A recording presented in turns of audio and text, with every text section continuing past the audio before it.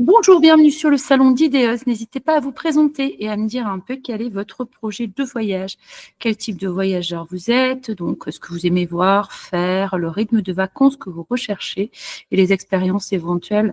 Et donc ce que vous avez comme info pour votre organisation, donc hébergement, mode de transport et ce que vous envisagez de façon générale.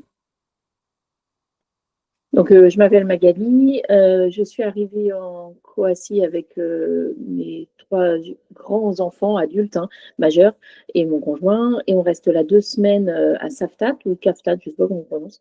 On cherche des idées de balades. On aime visiter, on aime surtout les activités aussi nature. Voilà. D'accord, mais est-ce que vous êtes motorisé ou pas? Oui, on a notre voiture. On est arrivé de France en voiture. On a fait une D'accord. étape du côté du parc national de Krka. Je ne sais pas comment on prononce non plus. Je n'ai pas réussi à trouver comment on prononçait. On a fait juste une nuit là, mais on n'a pas visité le parc parce que voilà, on devait rejoindre nos enfants qui arrivaient eux en avion. J'ai 2 fils qui habitent à Budapest, qui sont arrivés depuis Budapest, et ma fille qui habite en France, qui nous a rejoint aussi. Et donc là, on est 5 et on a une voiture. Donc on peut circuler comme on a envie. On a des envies d'aller un peu dans les Bouches de Kotor et Mostar et puis Split. Enfin voilà, il y a plein de choses qu'on a déjà regardées, notamment avec votre blog. Mais voilà, je me suis dit que peut-être ça serait intéressant d'avoir des tips différents.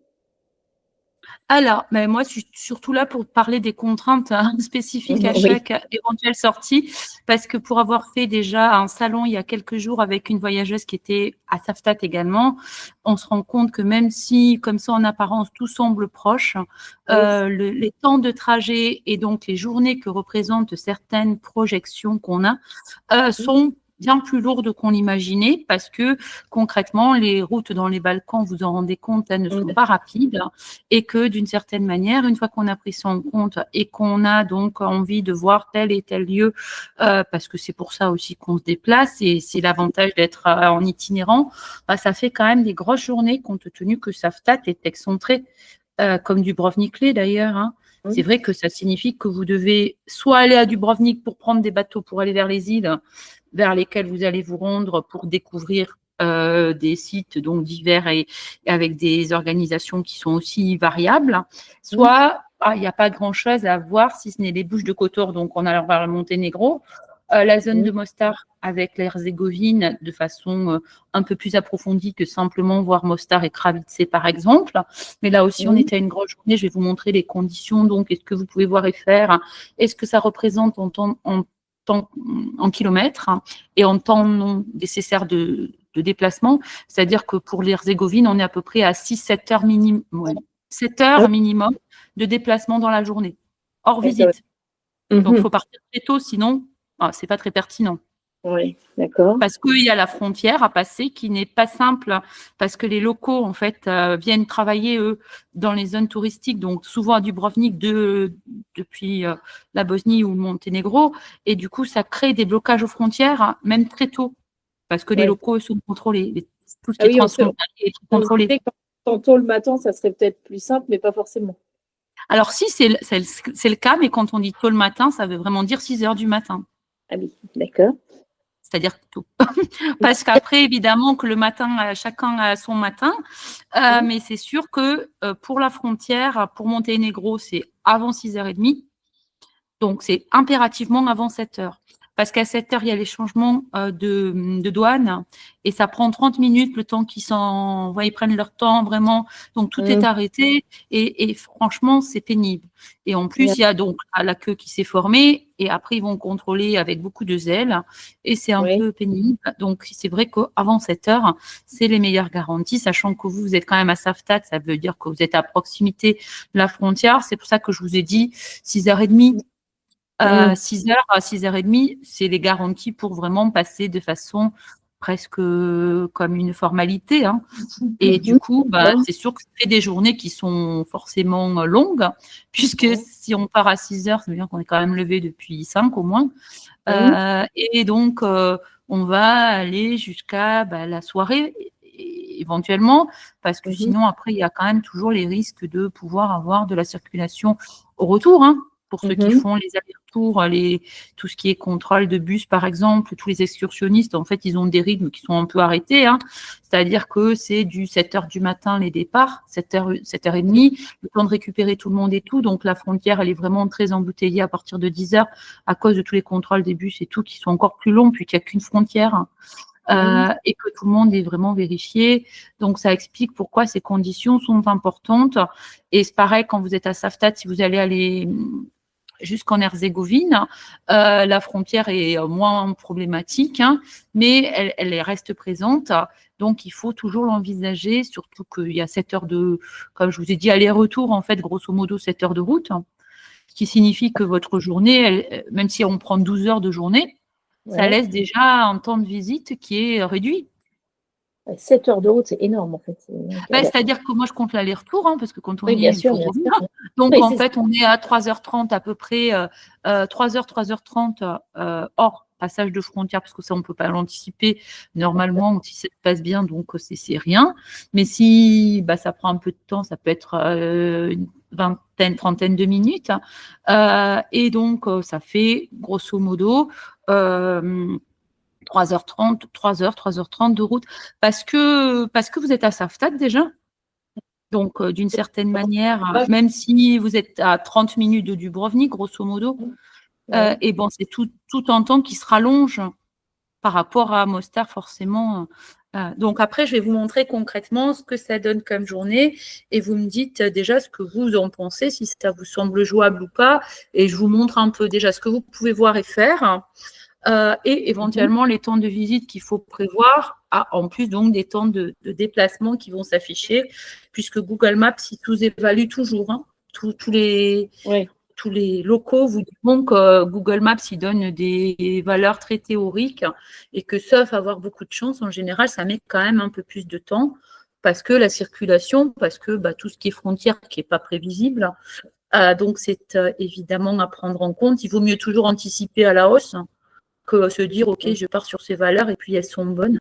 Donc, voilà en gros ce que ça peut donner. Donc, vous êtes à Saftat même. Vous avez du courrier. Donc, Saftat, je vais vous faire le partage d'écran. Et puis, alors, on va commencer par la Bosnie, parce que la Bosnie, c'est ce qui sera le plus lourd comme journée. En étant à Saftat, le Monténégro est quand même proche. Donc, ça devrait être un peu plus jouable. La Bosnie, c'est la journée la plus chargée éventuellement. Mais tout est chargé, en fait, parce que même si vous alliez à Korčula, qui est une île splendide, sauf à y aller avec le catamaran, donc il faut être à 8 heures. Enfin, le catamaran, il part à 8 heures. Donc, vous devez arriver à 7h30, donc partir de Saftat à 7 heures, qui fait lever à 6 heures. Hein. C'est les conditions, parce que la liaison, elle part à 8 heures, elle arrive à 10 heures. Excusez-moi, je ne vous ai pas entendu. Se lever tôt, c'est pas trop un problème pour nous. On est plutôt matinaux. D'accord. Bon, t'as mieux.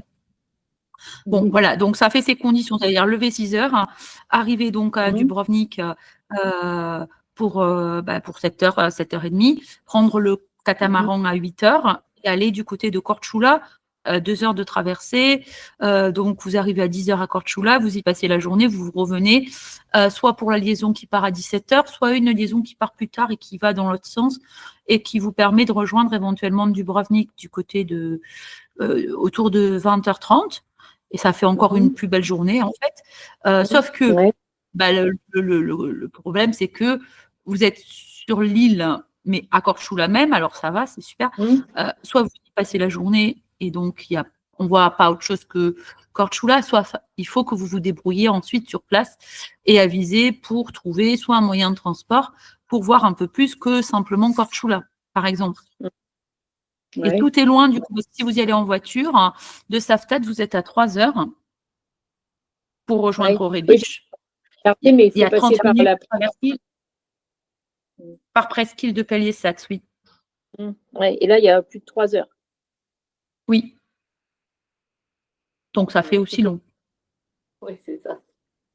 Après, je pense que les voyageurs, quand ils choisissent Saftat, soit c'est pour pas bouger, vraiment en vacances tranquilles, se dire, OK, je vais juste profiter d'une jolie petite ville à proximité d'une attraction touristique comme Dubrovnik, et je fais une excursion, et puis ça sera une grosse journée. soit ils se rendent compte que tout est loin. Oui, c'est vrai qu'on se rend compte là que tout est loin. Mais bon, Voilà. après, voilà, on reste 2 semaines, donc on a quand même le temps de faire des belles journées et puis du repos entre les deux, quoi. Donc, Oui, enfin, mais ça reste des et grosses journées parce que vous voyez on sur n'est les pas, routes. Hein. on n'est pas, enfin, moi je suis pas contre passer une nuit ailleurs. C'est pas très grave. On peut très bien reprendre un hôtel. J'avais envisagé ça, prendre un hôtel au Monténégro et rester 2 jours sur sur Kotor ou les Bouches de Kotor. Oui, bah vous feriez bien de le faire hein, parce que déjà, c'est plus de confort et possibilité d'aller jusqu'au mont Lofsen, qui est quand même splendide. Voir la route serpentine et faire la route en question, c'est quand même super. Le point de vue est magique. Le mausolée donc est aussi un lieu historique majeur. La visite de Sétigné sur le chemin de retour peut compléter l'expérience sans trop d'efforts. Et c'est sûr que ça reste beaucoup plus confortable de le voir de cette manière-là. Et si, bon, c'est possible pour le Monténégro et éventuellement une autre étape, quelle qu'elle soit, vous y gagneriez. Sur vos 15 jours, c'est sûr que c'est un confort que vous vous offrez, sachant que vous n'allez pas pouvoir le faire pour tout, parce que sinon, ce n'est pas la peine de réserver 15 jours à Saftat. Mais ça reste l'option la plus pertinente pour profiter mieux des lieux et pour donc avoir une latitude si vous deviez découvrir une ou l'autre des îles. Korčula, par exemple, c'est l'île qui le justifierait, compte tenu de ce qu'elle a à offrir. Millet, on peut y aller la journée en excursion, c'est ce que beaucoup font hein, depuis Dubrovnik. Ça reste un budget parce que c'est quand même 70 € par personne. Hein. Entre le catamaran, aller-retour et le billet d'entrée, et même si on ajoute le monastère, là, Sainte-Marie, qu'on peut aller découvrir, mais qui est payant, puis il faut rajouter 5 €. Donc, ça reste des coûts. Vous êtes 5, donc je ne sais pas si c'est un problème ou pas, ce type de budget. Si c'est un problème, forcément, ça réduit les options. Puisque après, l'île de Lokrum, évidemment, elle est en face de Dubrovnik, ça peut être très bien pour une journée. Donc, on est à un budget de 30 € par personne, hein, plus les coûts après pour prendre les photos, le trône de Game of Thrones, par exemple, ou le monastère ou le jardin botanique qui sont en supplément éventuellement. Et donc, c'est sûr que, vous voyez, vous êtes très excentré à Saftat. Et donc là, si on dit qu'on fait une nuit dans le Monténégro, pour vous, c'est mieux qu'on trouve un hébergement sur Kotor ou Herceg-Novi? Non, Herceg-Novi, ce n'est pas la peine. Parce qu'Herceg-Novi, c'est l'entrée, ça n'amène aucun intérêt. Enfin, voilà, par rapport à Saftat, ça n'amène aucun intérêt. Pour moi, c'est mieux de découvrir vraiment le Monténégro, éventuellement Kotor et donc au-delà, et voir ce que vous découvrez. Donc, si vous allez voir la Seine, alors plutôt, donc, puisqu'on est parti sur le Monténégro, on va y revenir. Je vous montre déjà à quoi ça ressemble. Et ensuite, par rapport à ce que vous avez comme option, vous voyez ce qui est le plus pertinent. Donc, Lovćen.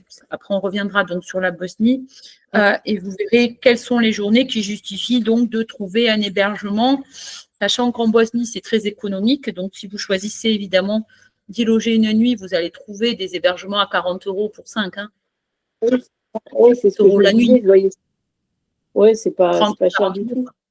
Non, par rapport, et puis pour manger, c'est pareil, c'est très, très économique par rapport à la Croatie. Donc, c'est les destinations. Monténégro, c'est moins cher également. Ça dépend où on va, mais c'est moins cher que la Croatie aussi. Donc, c'est sûr que si on fait des investissements à ce niveau-là d'une nuit, voilà, à voir ce que vous choisissez donc comme option et de rester après sur la zone Croatie un peu plus tranquille. Hein, avec quand même des options que je vais vous donner, mais bon, voilà un peu ce que ça va donner.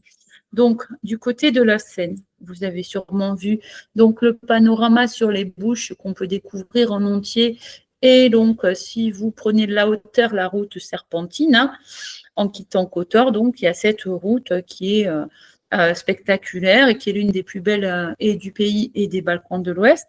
Et donc, elle vous permet d'atteindre le mausolée qui est sur le rocher. Donc, c'était là qu'avait été établi la capitale du Monténégro pendant quelque temps, quand il y avait beaucoup d'opposition avec les Ottomans. Donc, c'est un lieu qui est très sauvage, entouré d'un parc national, le parc Niégouzi. Donc, si on veut faire de la randonnée, on peut.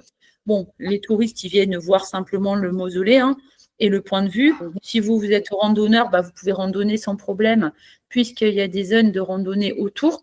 Il y a un petit village qui s'appelle Niégouzi, juste à côté, qui est assez typique. Et donc, si vous retournez donc vers Kotor, plutôt que de reprendre la même route, vous pouvez emprunter celle qui vous amène à Sétigné et vous avez donc une journée complète, un peu historique, route spectaculaire au point de vue et donc une destination pas touristique comme Sétigné. Donc voilà un peu à quoi ça ressemble. Donc ça justifie minimum une nuit, puisque la route elle-même, la découverte et éventuellement donc la zone que vous avez choisi donc de découvrir après côté mer, vous avez besoin des 2 jours minimum. Ouais. Oui, je pense qu'en partant tôt le matin et en dormant une nuit et en revenant le soir, ça peut être bien, quoi. Et vous pourriez commencer par la découverte. Alors attendez, qu'on ne parle pas ensemble là. Allez-y. J'avais vu qu'on pouvait entrer peut-être sur le Monténégro par un autre poste de frontière un peu plus haut. Oui, mais ils sont tous aujourd'hui, enfin tous les Albanais passent par là maintenant. Donc il faut faire attention parce que les Albanais ont été dérivés vers la Bosnie. Ah d'accord. Pour des raisons de soulagement pour les touristes du côté du Monténégro. Donc il faut faire attention. Parce que ça ne veut pas dire que la frontière est facile à franchir. Faites attention parce que maintenant, c'est les nouvelles consignes qui ont été données pour essayer de désengorger la frontière à Monténégro. Donc, il n'y a pas de bonnes idées. D'accord. Il faut toujours partir tôt. D'accord. Par contre, si vous faites ce choix, ce que vous pouvez faire, c'est qu'au lieu d'aller à Kotor pour poser des bagages et de ne pas faire grand-chose, finalement, parce que vous ne savez pas trop comment vous organiser, vous pouvez commencer par rentrer par la frontière de la Bosnie tout en partant tôt et rejoindre le point donc de Lovćen, découvrir la route donc, et ensuite revenir du côté mer. Donc, vous avez découvert depuis les hauteurs et vous allez vers la mer. D'accord. Et donc, ça ressemble à ça, Safta, donc. Il y a 3 routes, il y a plusieurs routes, donc à voir laquelle vous allez trouver la plus pertinente. Donc, Lovćen, ici, quand on fait le partage. Alors, ils vous annoncent 2h41, jamais de la vie. Le sommet de Lovćen en 2h41, non. D'accord. Déjà, rien que de jusqu'à Lovćen, quand on connaît la route, vu comment elle est, voilà, je ne sais pas comment lui, il roule, mais ses évaluations ne sont pas bonnes. Voilà. Déjà, la route serpentine, en regardant les photos, on sent que ça ne roule pas trop vite quand même. Oui, il y en a 27 de la C. Il y a tout juste la place pour se croiser souvent. Donc, il faut être hyper précautionneux parce qu'il faut faire attention pour les autres aussi. Heureusement qu'il y a quand même... la route n'est pas dangereuse puisqu'il y a quand même les protections sur les bords pour ne pas avoir trop de problèmes de vertige, par exemple. Mais on ne peut pas aller vite. Donc, cette évaluation est mauvaise. Bien sûr. Ouais. Voilà. Parce que cette serpentine est déjà importante. Voilà. Après, voilà, l'objectif pour vous, c'est d'arriver donc au sommet, à voir la visite de Lovćen, de Niégouzi et à voir si vous avez envie ou pas. À Kotor, il y a aussi un téléphérique maintenant. Kotor, le téléphérique qui vous amène sur les hauteurs. Donc ça, c'est une option qui peut être intéressante. Et il faut voir si vous préférez faire la route, c'est quand même toujours mieux. Parce qu'après avoir vu la route, l'avoir pratiquée, vous allez du côté de Sétigné. Et à ce moment-là, vous avez la fameuse journée dont je vous ai parlé. Une fois que vous avez fait votre journée, rejoignez le bord de mer. Donc, en fait, si vous faites passer par là, si vous passez par Saftat et le Monténégro classique, c'est la route donc, que vous êtes supposé emprunter. Donc, il vous fait traverser. Donc, vous allez à Niégouzi Alors, vous êtes à Erceg-Novi, vous avez franchi la frontière classique, hein, à Soutorina. Vous avez Erceg-Novi, donc vous allez prendre le ferry qui vous fait traverser ici un tout petit bout de manière à rejoindre Tivat et à contourner donc les bouches, parce que sinon, c'est même pas la peine hein, en contournant les bouches. C'est pour ça que je vous ai dit, c'est pas possible en 2h40 en contournant les bouches. Déjà, toutes les bouches à faire, on prend 1h30 en ce moment. Donc, c'est pas une bonne évaluation. Vous, si vous contournez par là, c'est-à-dire que vous prenez ce ferry qui fonctionne tout le temps, hein, qui fait la petite traversée, vous contournez Kotor, donc, et ensuite vous empruntez la route serpentine pour rejoindre le mont Lofsen, qui d'ailleurs sur la carte est donc bien ici, avec le village de Niégouzi, donc à proximité, et la ville de Sétigné qui est ici.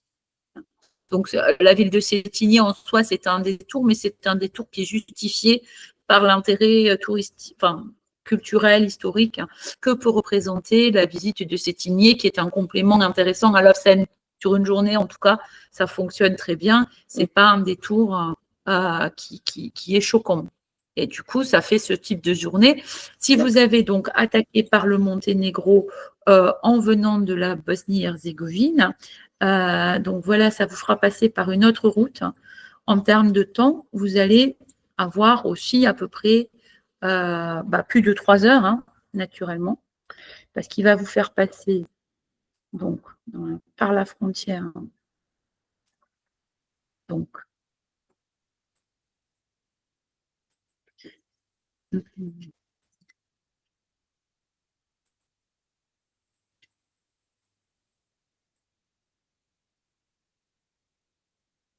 voilà.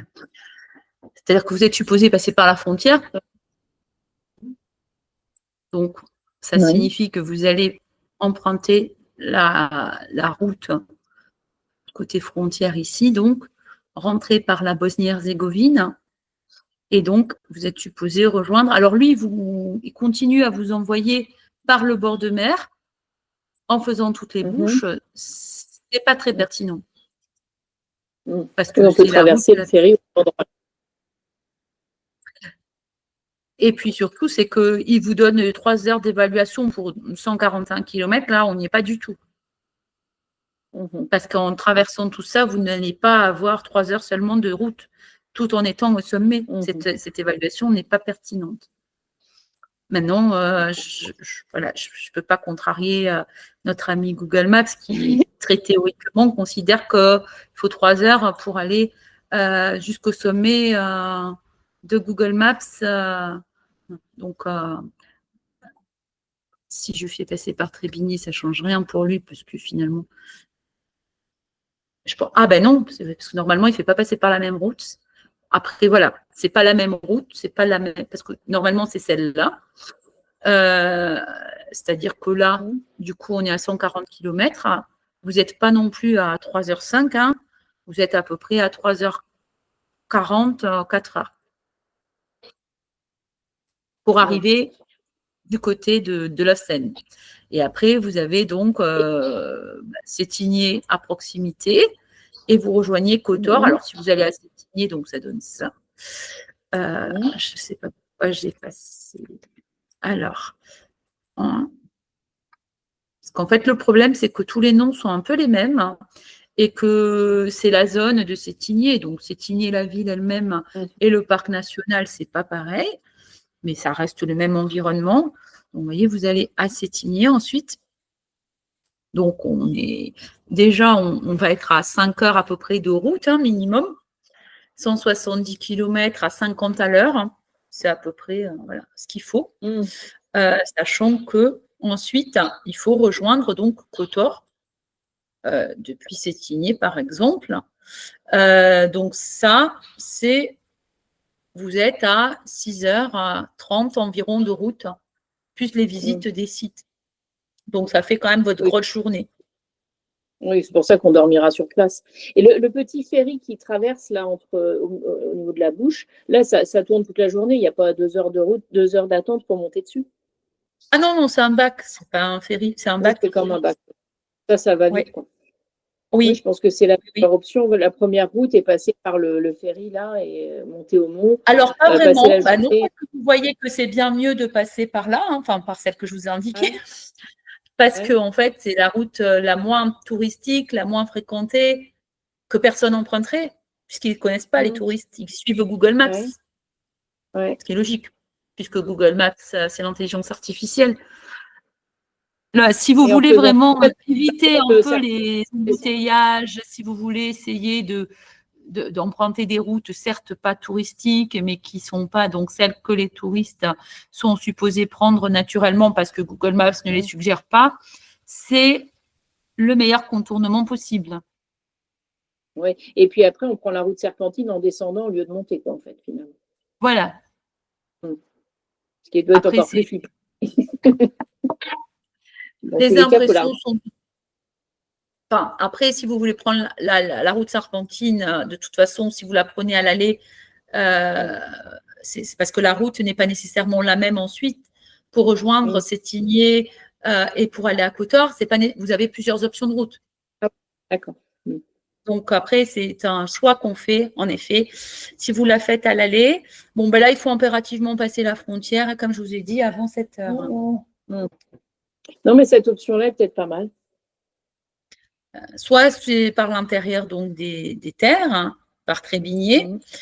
et donc vous traversez les routes donc sont peu fréquentées, hein, Mmh. et vous avez une option donc de circulation qui n'est pas forcément rapide parce que les routes sont ce qu'elles sont, mais on est toujours sur les Mmh. bases de 50 à l'heure, Mmh. ce qui est déjà bien. Donc, quand on Ouais. vous dit 200 km à 50 à l'heure, c'était minimum 4 heures. Là, vous êtes à 5. Et encore, parce que quand on connaît la route, on est à 6, comme je vous dis, 6h30, parce que là, ils Mmh. sous-évaluent. Mais ce sont vos options les plus intéressantes, soit d'aller directement à la Seine, de voir le point de vue depuis les hauteurs, de rejoindre Sétigné et après d'aller côté mer et de découvrir la mer le lendemain. Et donc là, vous avez fait le tour. Ouais, ça me paraît pas mal. Après, il n'y Bon, a pas c'est que Côte-d'Or, hein. en dormant une nuit sur place.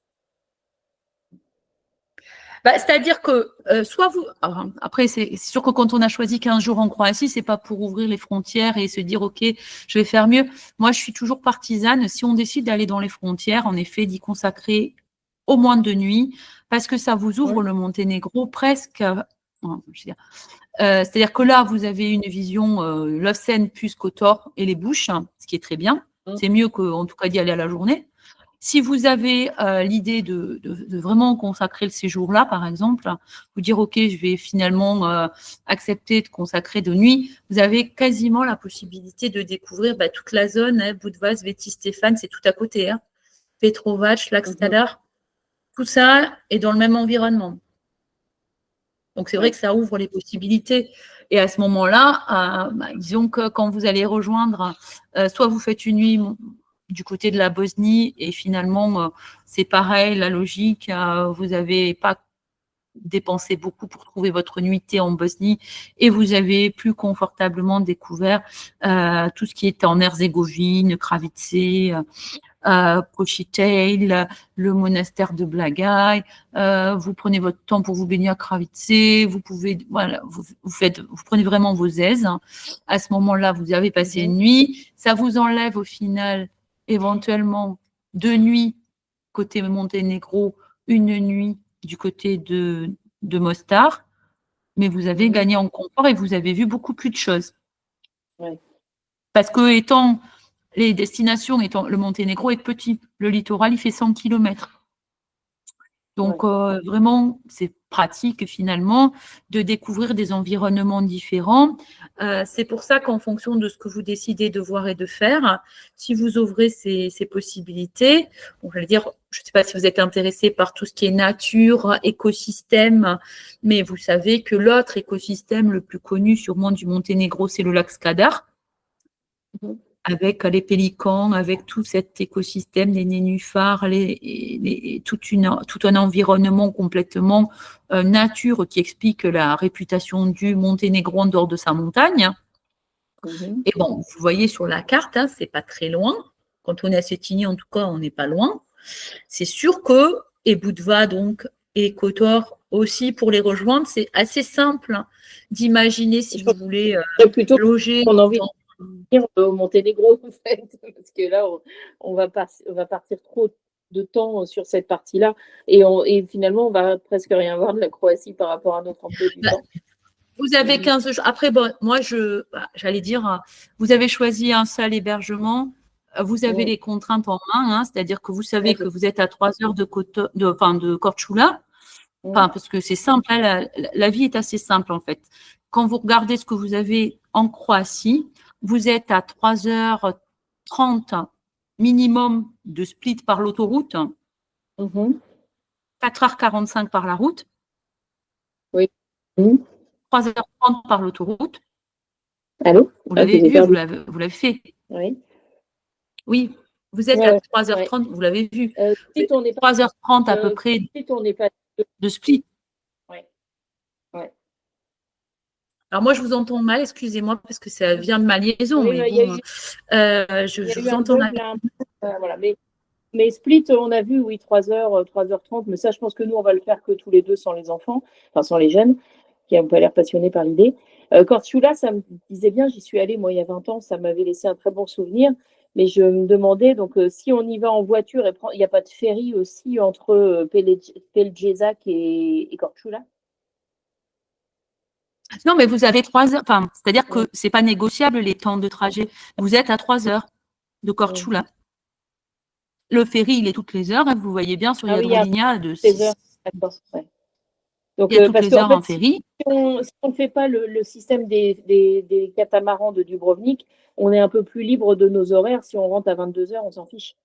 Vous voyez ce que il n'y en a pas. Enfin, il y en a toutes les heures, mais si vous voulez, vous allez regarder les liaisons. Enfin, vous savez, concrètement, pour préparer le voyage, la seule chose qu'il faut faire, en fait, c'est aller sur le site, vérifier les liaisons, se demander, moi, quelles sont mes contraintes et qu'est-ce que j'accepte ou pas comme contrainte. Comme ça, vous aurez toutes les réponses facilement. Quand on fait la simulation, vous allez sur le site Jadrolinja, vous retrouvez donc toutes les liaisons, donc Dubrovnik ici, donc la zone de Dubrovnik. Vous voyez, il y a une liaison, par exemple, qui vous amène Orebić-Korčula. Donc, la pointe de la presqu'île de Pelješac, c'est Orebić. Vous avez les liaisons ici. Bon, le coût n'est pas du tout prohibitif, hein. Enfin, pour certains peut-être, mais voilà, vous avez toutes les liaisons. Vous les évaluez. N'oubliez pas que vous avez 3 heures de route pour retourner à Saftat. Donc, après, vous faites ce que vous voulez, mais les 3 heures de route, il faut quand même les compter. Parce que Google Maps évalue facilement, mais bon, c'est pas. Enfin, à la fin, les 2h30 à 3h, ils y sont. Oui, c'est sûr. Alors, si vous y allez avec votre voiture, vous voyez, c'est simple la vie. De minuit 30 jusqu'à 22h15, il y a un départ depuis Orebić et de minuit 10 jusqu'à 21h45, vous avez le départ de Korčula vers donc Orebić pour rentrer vers Saftat. Donc, vous avez vraiment un choix immense. Ouais. Et sur Korčula, on circule bien quand même ou c'est complètement bouché et on ne peut pas stationner par exemple? C'est facile. C'est des toutes petites routes, alors on ne va pas vite. Hein. Mais ce n'est pas une île envahie de touristes, puisque vous y êtes déjà allé, vous avez vu, c'est quand même une petite île rurale. C'était il y a 20 ans, alors ça a pu changer. Mais est-ce que c'est bien d'avoir une voiture, mais si on ne peut pas se garer, c'est pénible. Donc, après, comme je vous dis, c'est soit vous prenez le catamaran. Moi, je trouve que c'est plutôt simple, en fait. Soit on prend le catamaran et on voit que Korčula. Donc, qu'est-ce que vous faites? Vous découvrez Korčula. Vous avez la liaison, je vous ai dit 8h, 10h. 2 heures après, vous êtes à Korčula. Ce n'est pas frustrant, vous ne voyez que la ville. Si vous avez les moyens, vous prenez un taxi. Vous allez vous baigner dans une ou l'autre des plages un peu connues, Pupnatska Luka, Plavia Luka, toutes les baies très très charmantes des environs. Vous prenez un taxi et vous allez donc dans l'une ou l'autre. Comme vous êtes 5, ça amortit quand même le coût du taxi. Parce que c'est sûr que quand on est des grosses familles, finalement, c'est presque mieux puisque le coût sera le même quelque part pour une course pour 2 ou pour 5. Hein. C'est vraiment la course qui compte. À ce moment-là, vous arrivez à 10 heures, vous prenez un taxi, vous allez vous baigner, vous allez découvrir, vous faites un petit tour et vous revenez pour prendre le catamaran qui vous ramènera donc à Dubrovnik. Et de Dubrovnik, vous rentrez tranquillement à Saftat, même tardivement. Donc ça, c'est l'option simple. L'option libre, c'est j'ai quand même les 2h30, 3 heures de route, plus la traversée en ferry. Donc voilà. J'arrive sur l'île, je fais ce que je veux puisque j'ai ma voiture. Mais le temps, forcément, est très réduit. Parce que si vous ne partez pas très tôt, le temps sur l'île va forcément être plus limité. Mais vous avez votre voiture pour y circuler. Et les options sont d'aller dans les environs, Lumbarda, Gernovo, Rasice, la réserve de Cossier, si vous êtes un peu actif. Donc, voilà un peu les options que vous avez. C'est tout l'environnement proche de Korčula. Et il faut bien penser que pour le retour, bien qu'il y ait des ferries tardifs, vous êtes quand même à 2h30, 3h de votre hébergement. Donc, tardif, ça signifie que vous allez probablement quitter au mieux à 19h, hein, parce que les 3 heures, malgré tout, ça fait déjà une arrivée à 22h. Mais c'est déjà plus confortable que d'y avoir passé 2 heures, ça c'est sûr. Oui, c'est ce qu'on disait. Ça fait partie de bateau. Hein. Et de toute façon, c'est plus intéressant de visiter Korčula que Miette. Ah, c'est pas pareil. En fait, le Miette, c'est uniquement la visite du parc national que vous pourrez faire dans le temps imparti. Vous n'avez que 5 heures. Ah oui. Oui. Regardez concrètement. Je vous montre toutes les infos et vous évaluez ce qui vous semble la contrainte la plus pratique pour vous. Ça, c'est si vous y allez en voiture, donc Ore Beach, donc le car ferry, les options de toutes les heures, donc il y a vraiment toutes les heures possibles. Selon à quelle heure vous partez, mais ça, c'est quand même la clé essentielle, le départ de Saftat.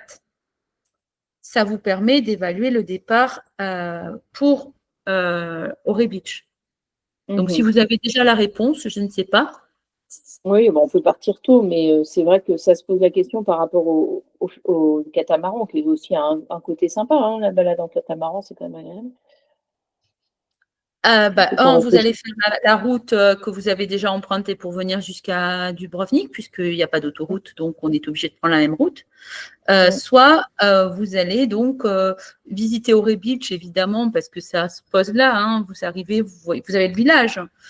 Donc, sur la route, vous avez quand même traversé la presqu'île, vu à quoi ressemble l'environnement. Rien ne vous empêche d'y revenir si vous avez aimé, parce que vous allez peut-être à Laston. Oui, j'aimerais bien aussi, ouais. Voilà, donc vous avez déjà traversé la presqu'île pour aller à Ore Beach. Si vous revenez pour aller à Stan, vous pourrez continuer à découvrir la presqu'île avec des villages pas connus. Hein. Donc ça, c'est pour les options. Je vous montre. Ça, c'est donc l'option car ferry. Ça, c'est l'option catamaran. Donc, vous prenez le catamaran, par exemple, avec donc il y a Drolinia, mais il y a l'autre catamaran, c'est TP Line, hein, mais ça sera les mêmes heures à peu près, à 15 minutes près, je pense. Donc là, vous avez l'option catamaran, tranquillité, donc pas de voiture après sur place. Et donc, vous quittez, alors le prix, c'est 25 € par aller, et donc retour, ça fait 50. Vous quittez Dubrovnik à 7h45.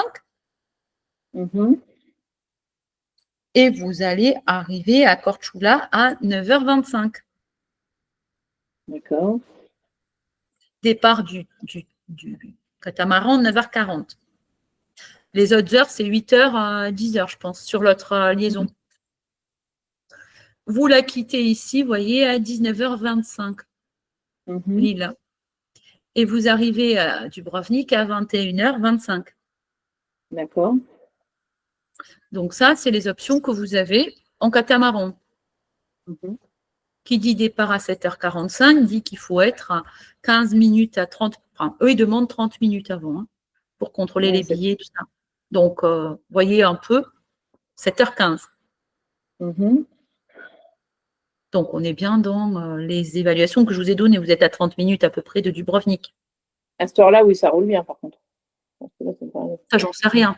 Parce que si toutes les personnes qui vont de Saftat vers Millet ou Korčula font le même trajet que vous, il y a du monde. Mais je ne peux pas évaluer ce qui va faire le trajet quand. Mais vous comprenez que toutes les personnes qui ont la même logique que vous, elles empruntent la même route pour aller au même endroit, au port de Dubrovnik. Il n'y a pas d'heure où on se dit ça roule bien, parce que les voyageurs, l'autre fois, ils étaient à 7h30 en plein bouchon. Hein. Ah Oui, parce que la route est étroite, que quand il y a beaucoup de circulation, il faut toujours anticiper. On ne se dit pas ça met 30 minutes, c'est bon, je suis sûre que ça met 30 minutes. Il faut se dire, bon, théoriquement, on est à 30 minutes, moi, je prends la marge. Il faut doubler. Oui, c'est sûr. Bon. On est obligé de doubler le temps. Pour être sûr d'avoir les 30 minutes, parce qu'ils le demandent, hein, parce qu'ils font les contrôles de billets. Donc, on n'arrive pas à la dernière seconde, en fait. Il faut avoir prévu d'être là. Moi, je dis souvent, 15 minutes, ça doit être jouable, hein, parce que comme ils ont commencé par le début de la file, le temps qu'ils arrivent à la fin, voilà. Le début ne bouge pas, hein, puisqu'il est là depuis un moment, donc vous pouvez arriver.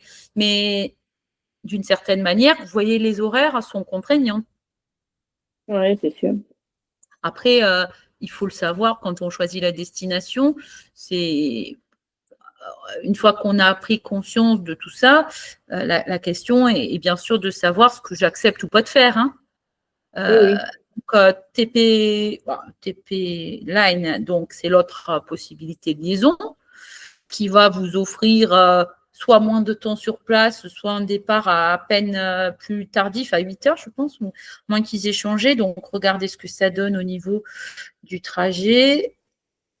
Donc, la ligne 842, par exemple. Il y en a plusieurs, alors on les regarde toutes pour être sûr. Quelle est la meilleure hein. Donc, parce qu'il y a plusieurs Korčula, donc, en tout cas, il y a plusieurs zones de liaison qui vont vers Korčula. Donc, vous les regardez toutes. Hein. Une fois que vous avez évalué, vous pouvez partir avec une à l'aller et revenir avec l'autre. Hein. Bon, c'est pareil, de toute façon, ça sera le même prix d'ailleurs. 25, 25, 20. Donc ça ne change rien. Donc, excusez-moi pour la lenteur de l'affichage. Voilà, donc vous avez ici le départ, vous voyez, à 8h. C'est pour ça que je suis partie sur celui-là, parce que, et que 8h au moins, c'est facile de retenir. 8h, oui. arrive à 10h. Retour, 18h20. Pour une arrivée à 20h20 à Dubrovnik. Donc, ça vous laisse 1h et 1h de moins. Ça fait 2 heures. Oui, bon, c'est déjà pas mal parce que c'est vrai que c'est des journées qui sont assez fatigantes, donc il faut quand même pas. Non, c'est pas mal comme idée. Il faut qu'on réfléchisse entre les deux options. Quoi. Après, si vous allez avec l'option la plus courte, ça vous laisse le temps de voir Korčula, ça c'est sûr. Si vous optez pour la plus longue, vous découvrez un peu plus. Après, les choix, c'est vous qui arbitrez sur place sur ce que vous voulez voir ou faire sur Korčula. Parce que vous le savez, la ville est quand même petite. Hein. Vous avez du très charmante. Hein. Alors, ce que vous pouvez faire, c'est après, vous avez déjà pris du bateau à l'aller, au retour. Vous allez me dire, je ne vais pas peut-être prendre encore du bateau, mais en face, finalement, l'option, c'est l'archipel, l'archipel de Korčula, avec le monastère de Badia et donc les daims, les biches sur la plage, le monastère de Badia, ça c'est très chouette. Hein. Et donc après, vous avez comme option d'aller au-delà, hein, c'est-à-dire aller découvrir les villages aux environs. Alors, excusez-moi, je vais enlever le courrier parce que sinon on est dérangé en permanence. Excusez-moi de ne pas l'avoir fait avant. Donc, si vous faites évidemment option tranquille, juste la visite de Korčula, vous êtes à 50 € de budget par personne et vous visitez la ville. Si vous avez l'ambition de découvrir un peu plus l'île, c'est quand même pas la même chose. Hein. Vous avez la possibilité de le faire. Il faut forcément choisir une alternative, c'est-à-dire le vélo, puisque le vélo se prête parfaitement. Hein. Il y a la traversée des vignes Pour aller à Lumbarda, par exemple, il y a une plage de sable à Lumbarda, il y a le village, il y a les caves. C'est 6 km, donc aller-retour 12. Et si vous voulez aller du côté de Gernovo, c'est à 4 km. Pareil, il y a le vélo, il y a à pied. Pour aller manger les macaronis, par exemple, la spécialité de l'île, et découvrir les quelques conobas vraiment les plus connus de l'île. Donc, c'est à 4 km du côté du village de Gernovo. Et après, vous êtes à 15-20 km des plages emblématiques de l'île de Korčula, Pavia Luka, Pupnatka Luka. Donc, forcément, là, c'est le taxi. Ouais, d'accord. Donc, ça, c'est à voir. Et si vous êtes du côté de l'archipel, donc de Korčula, voilà à quoi ça ressemble. Sachant que tout est vraiment question de vous, votre investissement, et ce que vous faites de votre temps sur place. Parce qu'il y a des expériences super ludiques en bateau, donc, mais là, petit bateau, et vous pouvez vous offrir un petit moment récréatif avec aussi dégustation des spécialités de l'île, des produits locaux, le monastère de Badia, donc la possibilité de vous baigner en mer dans des zones assez calmes et de profiter de l'environnement que vous pouvez découvrir donc sur les photos. Et ça, c'est en fonction, vous, de ce que vous avez envie de faire de cette journée. Ouais. Oh, c'est intéressant. Et donc, Portula, voilà, il faut qu'on réfléchisse. On va en parler tous ensemble de ce qu'on préfère entre le bateau et la voiture. Le Monténégro, j'ai bien compris. Voilà, on va essayer de passer une nuit. Après, Mostar, je ne pensais pas qu'il fallait autant de temps pour y aller. Je ne sais pas si on va faire ça quand même. Ça me paraît. Écoutez, alors après, moi, je préfère toujours donner les informations réalistes que de faire croire aux personnes qui ont regardé Google Maps. Que dit Google Maps leur dit toujours ce qui leur plaît, ça fait plaisir. Mais toutes les personnes qui sont localement sur place se confirment que malheureusement, on a souvent raison. Ouais, parce que on connaît et qu'on sait quelles sont les contraintes de chacune des destinations. Alors, quand vous regardez comme ça, que vous partez de Saftat, alors je ne sais pas, attendez, Mostar. Du coup, Mostar. Vous êtes à Safta, donc vous allez prendre la frontière à Divanica, ici. Donc, vous passez par Trébigné. Je vous prouve déjà que je ne peux pas avoir trop tort parce que Google Maps lui-même, il indique 2h42 minimum. Ouais. On n'a pas passé la frontière sans savoir trop les conditions qu'il y a eu. Donc, comme on ne peut pas les évaluer, bon, on est à 156 km. Traversée de frontière, donc ça, ce n'est pas pris en compte, c'est pour ça qu'il le mentionne.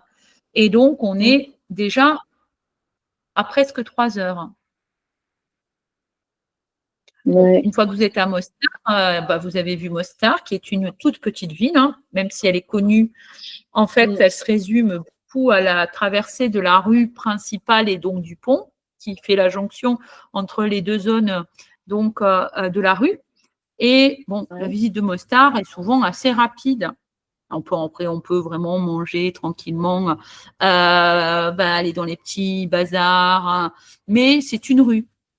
Ouais, Plus la visite du musée donc, de la maison turque, qui montre un peu toute l'histoire ottomane en fait, et la visite d'une mosquée éventuellement. Donc là, on rentrait dans la mosquée, éventuellement aller au sommet du minaret. On est à 3-4 heures maxi. Ouais. Et alors, fait 3h30 dans le temps. Les visites guidées avec Adina, elles durent 2 heures. Vous avez vu l'essentiel en 2 heures avec des explications en français, par exemple. Vous avez aussi pu comprendre un peu la guerre, les relations sociales entre les Croates qui vivent dans une partie de la ville et les Bosniaques. Et donc, c'était la Nouvelle-Bosnie, du coup, c'est ce que vous pouvez découvrir. Donc, je vous dis 2 heures de visite guidée, par exemple, 2 heures pour vous balader tranquillement, pour manger. On est à 4 heures. Ça, c'est la visite de Mostar. Et après, donc, vous avez d'autres possibilités. Je vous montre à quoi ça ressemble. Après, vous me dites ce que vous en pensez, parce que c'est toujours en fonction de ce qu'on voit qu'on va peut-être pouvoir avoir envie ou pas d'aller ailleurs. Tout est question de curiosité personnelle, mais tout le monde n'a pas la même. Donc, si vous regardez Mostar, bon, vous voyez, quand je vous parle d'une rue, en fait, c'est la rue qui permet de faire la traversée de la Neretva. Vous pouvez vous baigner dans la Neretva. Hein. Il y a une zone de plage, il y a les cafés et restaurants qui bordent la rivière et il y a la rue donc qu'on traverse. Vous avez donc la possibilité de visiter l'une des mosquées et la maison turque. Tout ça étant dans un périmètre de même pas 500 mètres. Donc, c'est quand même très facile de découvrir Mostar. Donc, en termes d'expérience, voilà un peu à quoi ça ressemble. Et ensuite, une fois que vous avez fait ça, l'objectif, c'est éventuellement d'aller un peu plus loin. Donc, vous voyez la traversée de la rue. Là, vous avez l'une des parties de la rue et vous avez donc la suite en passant le pont. Tout est concentré dans cette rue. Donc, c'est simple, en fait. Là, il y a la mosquée que vous pouvez visiter. Donc, vous pouvez monter au sommet du minaret si vous le souhaitez pour avoir les vues depuis les hauteurs. Et vous voyez, la zone de plage pour se baigner. Donc, voilà un peu à quoi ressemble la visite de Mostar. Une fois que vous avez donc découvert ça, vous avez d'autres lieux. Alors, vous avez Blagay, qui est un monastère derviche qui est à 7 km. Vous avez la source de la rivière Bouna juste à côté, avec des petits restos où on mange des truites arc-en-ciel. C'est vraiment sympa et c'est l'une des spécialités. Donc, tous les locaux viennent là souvent l'été. Donc, c'est un coin qui plaît beaucoup. Il y a beaucoup de fleurs, il y a les petits restos, cafés et donc toute la source de la rivière Bouna pour découvrir l'environnement. Et à côté, vous avez le village de Pochitel. Donc, je vais vous les montrer. Et la source est Kravitse avec les chutes. Donc, Pochitel, ça ressemble à ça. C'est donc un petit village qui condense toute l'histoire ottomane, puisqu'ils ont conservé le hammam. Et donc, on peut découvrir quelle était l'architecture ottomane, tout en ayant la conservation de la forteresse médiévale antérieure à l'occupation des Ottomans. Vous avez le point de vue, évidemment, depuis les hauteurs ici, sur la Neretva. Et sinon, vous faites les photos. Forcément, le village n'est pas grand. Donc, on peut faire des photos de l'ensemble. Ça reste très joli. Et donc, vous avez ici Kravitse, dans lesquelles ces chutes, vous pouvez vous y baigner. Donc là, c'est 10 € l'entrée. Et vous pouvez profiter, sachant qu'il y a des heures à éviter absolument parce que c'est blindé de touristes. Oui, on a rencontré des gens hier qui ont fait une journée en bus avec l'hôtel et ils sont revenus, ils n'étaient pas enchantés.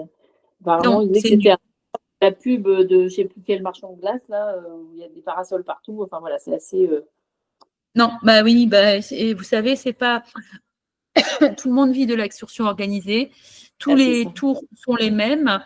Ils font tous au même rythme, tout en sachant que la seule chose qui change, c'est le contrôle de la frontière, puisque le temps qu'un bus soit contrôlé, après, c'est avec des rythmes de 15 minutes, 30 minutes d'écart. Hein.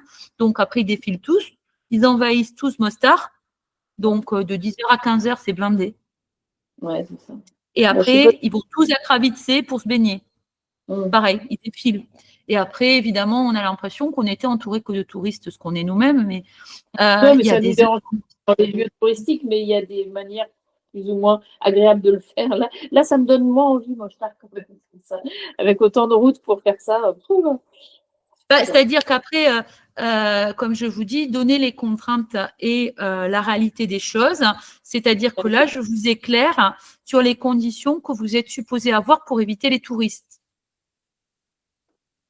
C'est-à-dire que, par exemple, vous arrivez, vous y dormez, ça dépend aussi comment vous organisez votre journée, mais si vous y aviez dormi, ce qui coûte quand même pas très cher du côté de la Bosnie-Herzégovine, vous voyez que les conditions sont nettement différentes. Pourquoi? Parce que comme vous dormez sur place, vous pouvez arriver à Kravitse quand les touristes ne sont pas là. Oui, bien sûr. Donc, j'allais dire que quand vous êtes à Kravitse, pourquoi revenir à Stun alors que vous pouvez sortir par la frontière, que vous allez y passer? Pourquoi vous y reviendriez? Donc après, c'est une question de réflexion.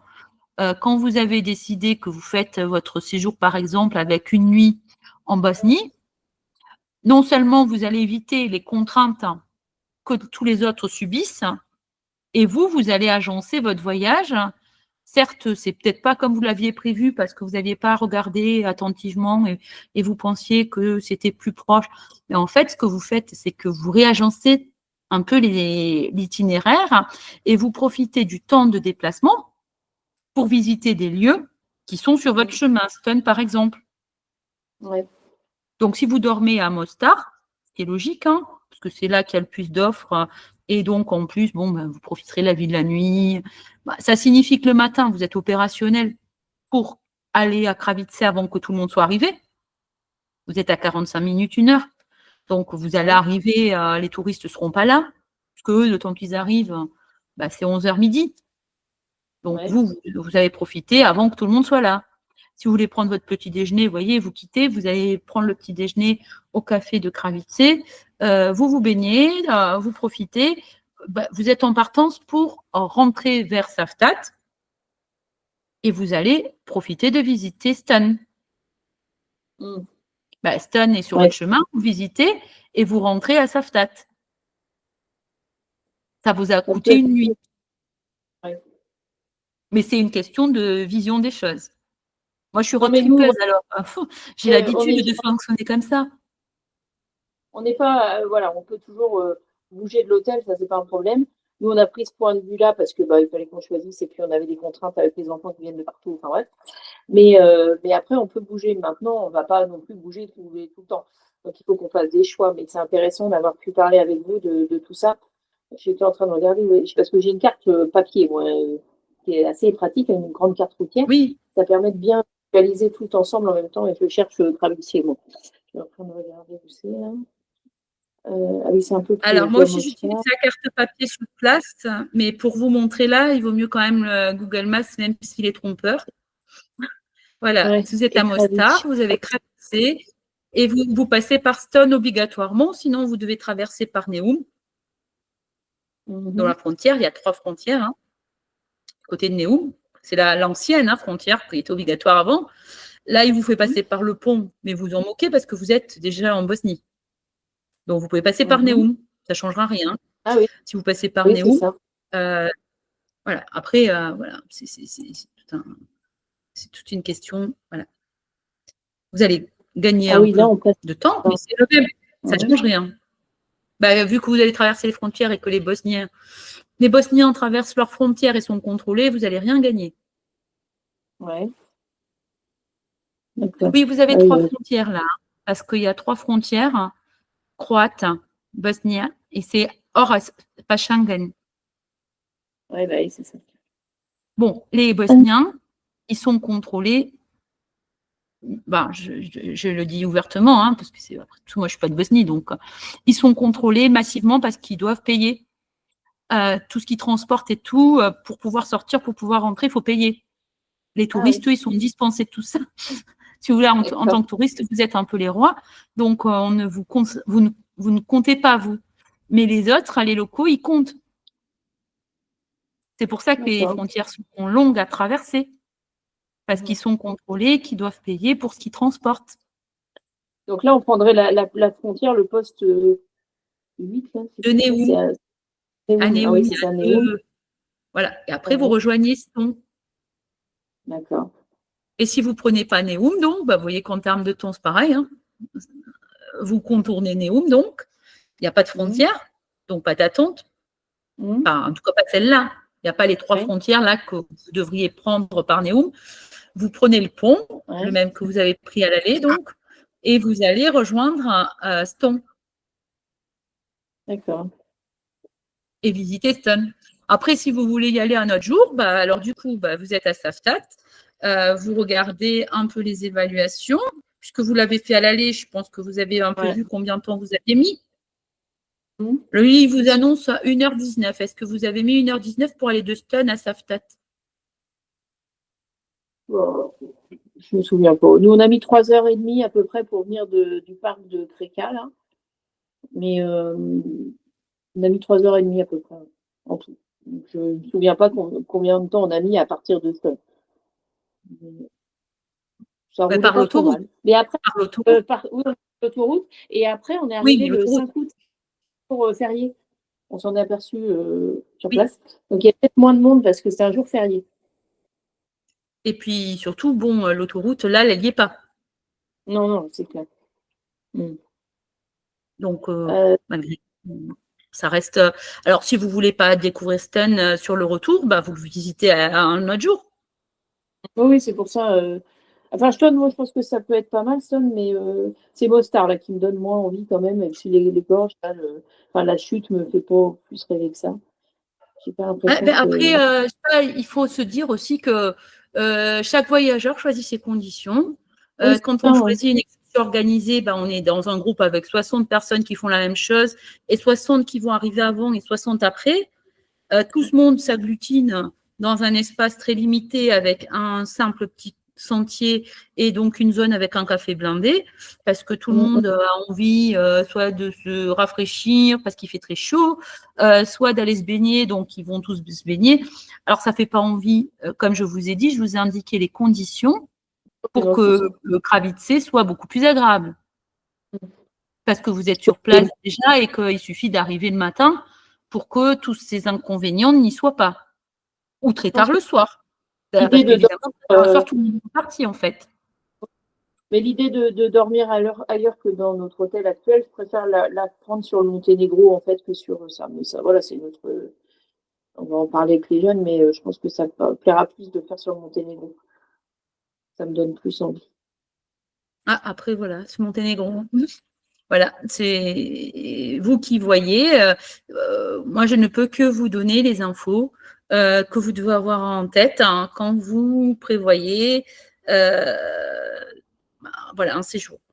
Voilà, toutes les personnes qui ont suivi mes conseils, c'est pas pour me vanter, mais tous ceux qui sont itinérants et qui font quand même en sorte d'écouter le conseil d'essayer d'avoir une nuit, par exemple, sur place, elles ont été enchantées par leur découverte de l'Herzégovine. Vous pouvez regarder, de toute façon, il y a tous les retours d'expérience. C'est pas moi qui le dis, c'est les autres. Hein. Ils n'ont aucun intérêt à faire comme si c'était merveilleux, si ça l'était pas. Si c'est pas bien, d'ailleurs, ils se gênent pas pour le dire. Donc, quand vous regardez les retours d'expérience d'Herzégovine, tout le monde a été enchanté. Parce que d'abord, la région n'est pas touristique, sauf Kravitse, parce que tout le monde veut se baigner, et que les chutes, en fait, tout le monde a choisi Dubrovnik sans réfléchir et croyait que Plivice était à côté, se rendre compte que c'est à l'autre bout, qu'ils ne peuvent pas y aller, que Krka est beaucoup trop loin et que c'est pas raisonnable. Et qu'est-ce qu'ils cherchent? Des chutes. Et ils se reportent sur les seuls qu'il y a.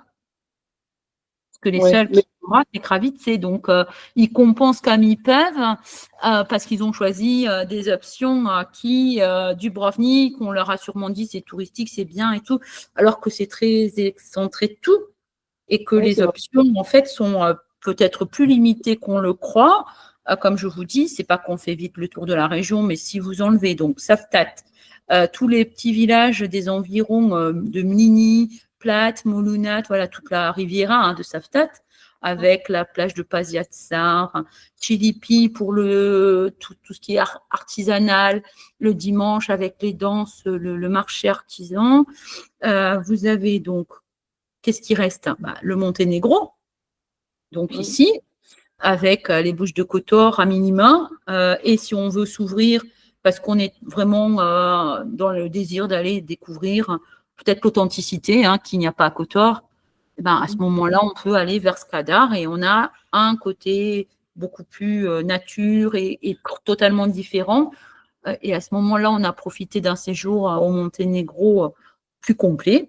Mais ça, c'est un choix, en effet, de nuitée à consacrer ou pas. Et ensuite, qu'est-ce qu'il y a? Il y a Miette. Donc, la journée, c'est simple aussi de comprendre. Hein. Quand vous partez du Dubrovnik en catamaran, vous arrivez directement dans le parc. Vous avez 5 heures.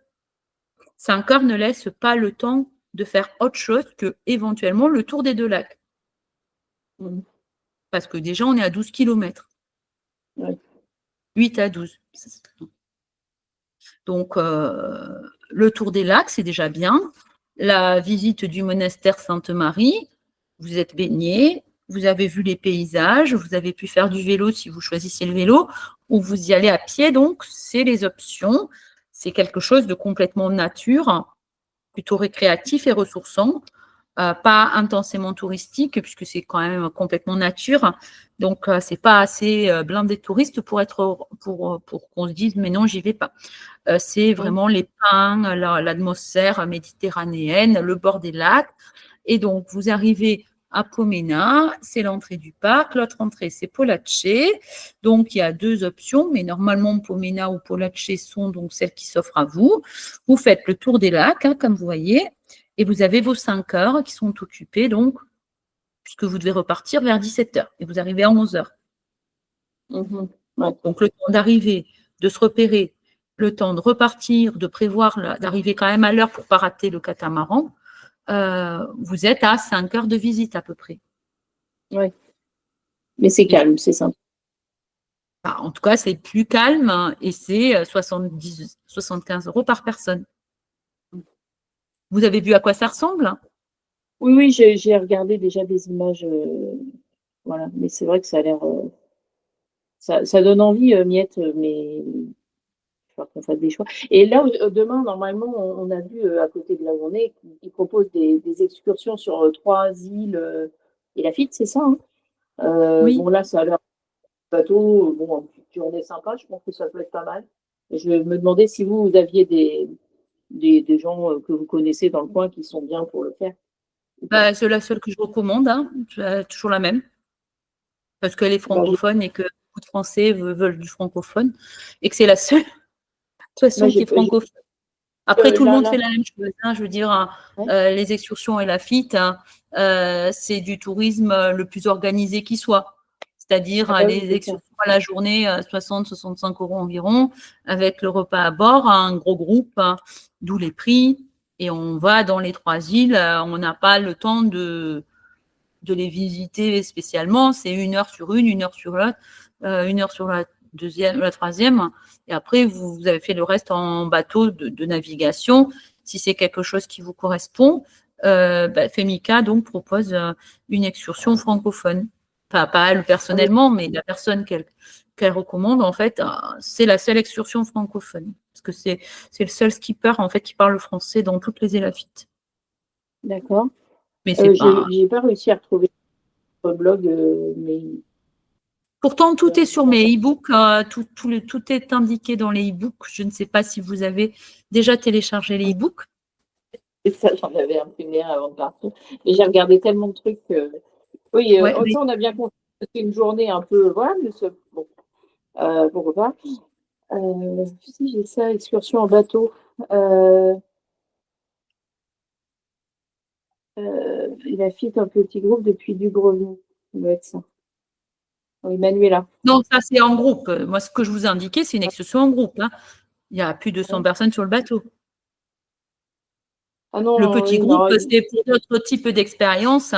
Le petit groupe, c'est vraiment pour la grotte bleue, qui n'est pas la grotte bleue la vraie, parce que tout le monde appelle ça la grotte bleue parce que les touristes aiment bien entendre l'idée d'avoir la grotte bleue, qui n'est pas donc la grotte bleue, qui est une grotte qui reste toujours dangereuse, il faut le rappeler. C'est une grotte qui est donc sous-marine. Et forcément, la mer étant bleue, ça donne une couleur bleue. Et à côté, il y a une couleur beaucoup plus verte, donc il y a une grotte verte. Et en fait, c'est une zone dans laquelle vous pouvez plonger. Mais sachez que c'est un tout petit orifice qui permet d'y rentrer, que c'est surbondé. Je le rappelle, c'est vraiment bondé de chez bondé. Si vous n'aimez pas les touristes, il ne faut pas y aller. Et c'est dangereux. Okay. Je le précise parce que des personnes ont fait des retours d'expérience très inquiétés parce qu'elles ont une expérience exécrable et je le confirme, c'est une réalité quand c'est bondé. Les bateaux ne sont pas attentifs, peuvent démarrer alors qu'il y a des personnes qui plongent et il faut vraiment faire attention. Donc, ce n'est pas pour tout le monde. Vous êtes adulte, donc il n'y a pas de souci. Avoir conscience que c'est des tout petits espaces, il y a un tout petit interstice pour rentrer dans la grotte, que quand la grotte est très fréquentée, ça veut dire que tout le monde a essayé d'y plonger éventuellement en même temps parce qu'ils sont sur le même bateau. Donc, il ne faut pas avoir peur ni du fait que c'est obscur, ni du fait qu'il y a beaucoup de monde dans un tout petit espace et qu'il y a plein de bateaux qui attendent autour. Mais si vous aimez ce type de conditions, donc ça s'appelle l'excursion grotte bleue. Pas le faire. Bon, après, la plongée, on n'est pas forcément des accros de ça, donc c'est pas grave. Non, mais je vais essayer de retrouver les coordonnées de la personne que vous dites qui est francophone. Bon, après, c'est pas... Vous allez peut-être visiter Dubrovnik avec elle, puisque c'est la guide que je recommande. Donc, vous les avez là, ces coordonnées. D'accord. Ok. Voilà. Donc, vous pouvez la Bon. contacter, puisque c'est elle qui propose la sortie et la FIT en français. Donc, vous pouvez prendre contact avec elle. C'est elle aussi qui fait les visites guidées de Dubrovnik que je conseille. Et en fait, après, pour ce qui est donc l'excursion en petit groupe, il faut juste le comprendre. C'est plutôt le côté récréatif des îles et pas la visite des îles. Donc, à partir de là, les conditions sont celles-là. C'est-à-dire qu'il y a nécessairement toujours beaucoup, beaucoup de monde pour cette grotte. Parce que beaucoup fantasment dessus sur l'idée d'y plonger et que malheureusement, en très haute saison, on ne peut pas faire autrement et qu'à partir de certaines heures, ça n'est que le défilé de tous les bateaux. Ouais. Donc, ça ne fait pas rêver. Enfin, moi, en tout cas, ça ne me fait pas rêver. Pas trop, pas trop, pas trop, c'est clair. Bon. Il va falloir qu'on trouve des moyens de. Voilà. Bah, vous avez Non, mais. Makarska, qui est pas si loin que ça, mais qui reste parce que vous avez pris l'autoroute. Mais si vous prenez la route, bah, c'est quand même 3 heures. Rien que d'aller de Makarska à Dubrovnik, en ce moment, on met 3 heures minimum. Ouais. Parce que vous, ce que vous avez fait, c'est par l'autoroute. Donc, une autoroute, ça roule souvent vite. Si tant est que personne l'emprunte parce qu'ils sont fériés et que tout le monde est dans des lieux, parce que fériés, ils évitent de bouger, les Croates, parce qu'ils profitent. On s'est dit, ça roulait pas trop mal. Puis on est arrivé, je ne sais plus où, on cherchait à acheter un morceau de pain et tout était fermé. J'ai dit, ça, c'est bizarre. Et après, donc je regarde, ah bah oui, c'est normal, c'est férié. Donc c'est peut-être ça qui nous a un peu. Voilà. Voilà. On a compris après que c'était férié. Donc, ah oui, je vois ça, Marcasca. Ça, c'est bien Marcasca. Après, de Makarska, si vous ne prenez pas l'autoroute, vous serez quand même assez loin. Ça m'étonnerait que vous le fassiez plus vite que les autres. Non, ça, c'est sûr. Enfin, il me semble, après, vos évaluations sont très favorables, peut-être parce qu'il y avait des conditions spéciales, mais regardez, vous êtes à 3 heures. Ah oui, non, mais clair. Donc après, ça peut même être plutôt 3h30 que 3 heures, mais au mieux, c'est 3 heures. Makarska, la ville de Makarska, voilà, vous savez un peu peut-être à quoi elle ressemble, mais non, vous n'y êtes pas passé. Non, ça, on n'a pas vu ça. Makarska, donc c'est une très jolie petite ville avec le long. Enfin, il y a une possibilité. Alors, bon, je vais vous montrer tout ce qu'il y a, mais bon, je pense que dans votre journée, tout ne rentre pas. Mais pour voir le skywalk avec le massif de Biokovo, voilà le point de vue sur la Riviera donc de Makarska, depuis le skywalk, depuis la montagne Biokovo, avec une autre route serpentine ici, sur laquelle on ne se croise pas. Donc, voilà à quoi ça ressemble en termes de paysage. Donc, ça, c'est côté Biokovo. Et côté Makarska, donc, et la Riviera, vous aurez la ville elle-même et la possibilité d'aller vous baigner dans des coins assez sympas. Donc, voilà la ville qui est protégée par le Biokovo. Donc, on peut visiter le village qui est très sympa, mais vraiment rapide à visiter. La promenade maritime, donc avec les palmiers, comme toutes les rivas. Ensuite, il y a un sentier maritime qui vous permet de prendre de la distance pour voir le panorama de la ville avec la montagne en arrière-plan. Et ensuite, vous avez un parc qui s'appelle Zuma Ozayeva. Et en fait, ce parc cache une plage qui est très jolie et qui est l'un des paysages qu'on montre donc pour donner envie de découvrir Makarska. À côté donc de Makarska, vous avez toutes les autres stations balnéaires, Podgora, Tusepi, Baška Voda, Brela. Donc, ça peut être l'occasion de baignade sur la Riviera en question. Si vous êtes option baignade, vous voyez le village lui-même de la ville de Makarska. On peut être option baignade, mais j'ai l'impression que c'est un peu compliqué parce que la côte est toute petite, les plages sont minuscules et il y a énormément de monde dessus. Bon, après, voilà, on fait partie de ce monde. Mais voilà, je pense que l'option baignade. Oui. Déjà, j'ai l'impression qu'il faut arriver à garer la voiture. Ça a l'air d'être quelque chose. Donc, Mais Voilà. vous êtes sur place déjà, donc en soi, vous voyez un peu comment ça fonctionne. Oui, on a compris. Donc, après, il ne faut pas se bloquer sur des détails. Je veux dire, la question de se garer, oui, les parkings sont payants. On paie, Non, mais ça, on trouve. Enfin, s'il y a des places, Après. ça va, quoi. Ah, c'est-à-dire que c'est comme tout. Selon l'heure à laquelle vous arrivez, c'est peut-être plus ou moins facile, hein, mais je ne pense pas que ça peut être un frein, par exemple, à aller dans un lieu. Enfin, moi, je ne pense pas que le premier frein, ce soit de se dire, mais est-ce que je vais pouvoir me gagner à Makarska? Si vous voulez, Makarska accueille énormément de touristes en été, parce que c'est le centre de c'est le centre névralgique de la Riviera la plus connue. Tous les estivants, si vous voulez, qui aiment le côté balnéaire, hein, ils aiment bien l'idée d'aller à Makarska et environ. Mais ça n'empêche pas de découvrir. Personne m'a dit, mais je ne suis jamais allée à Makarska parce que c'était impossible ni de se garer, ni de. Enfin voilà, il faut quand même ne pas non plus. Enfin, on peut avoir de touristes qu'avant. Donc, je veux dire, on a quand même une fréquentation touristique qui n'est pas du tout la même que les années records. Hein. Contrairement à ce qu'on peut croire, il y a moins de touristes. Ah oui, d'accord. Donc, vous voyez, Dubrovnik, c'est loin d'être envahi.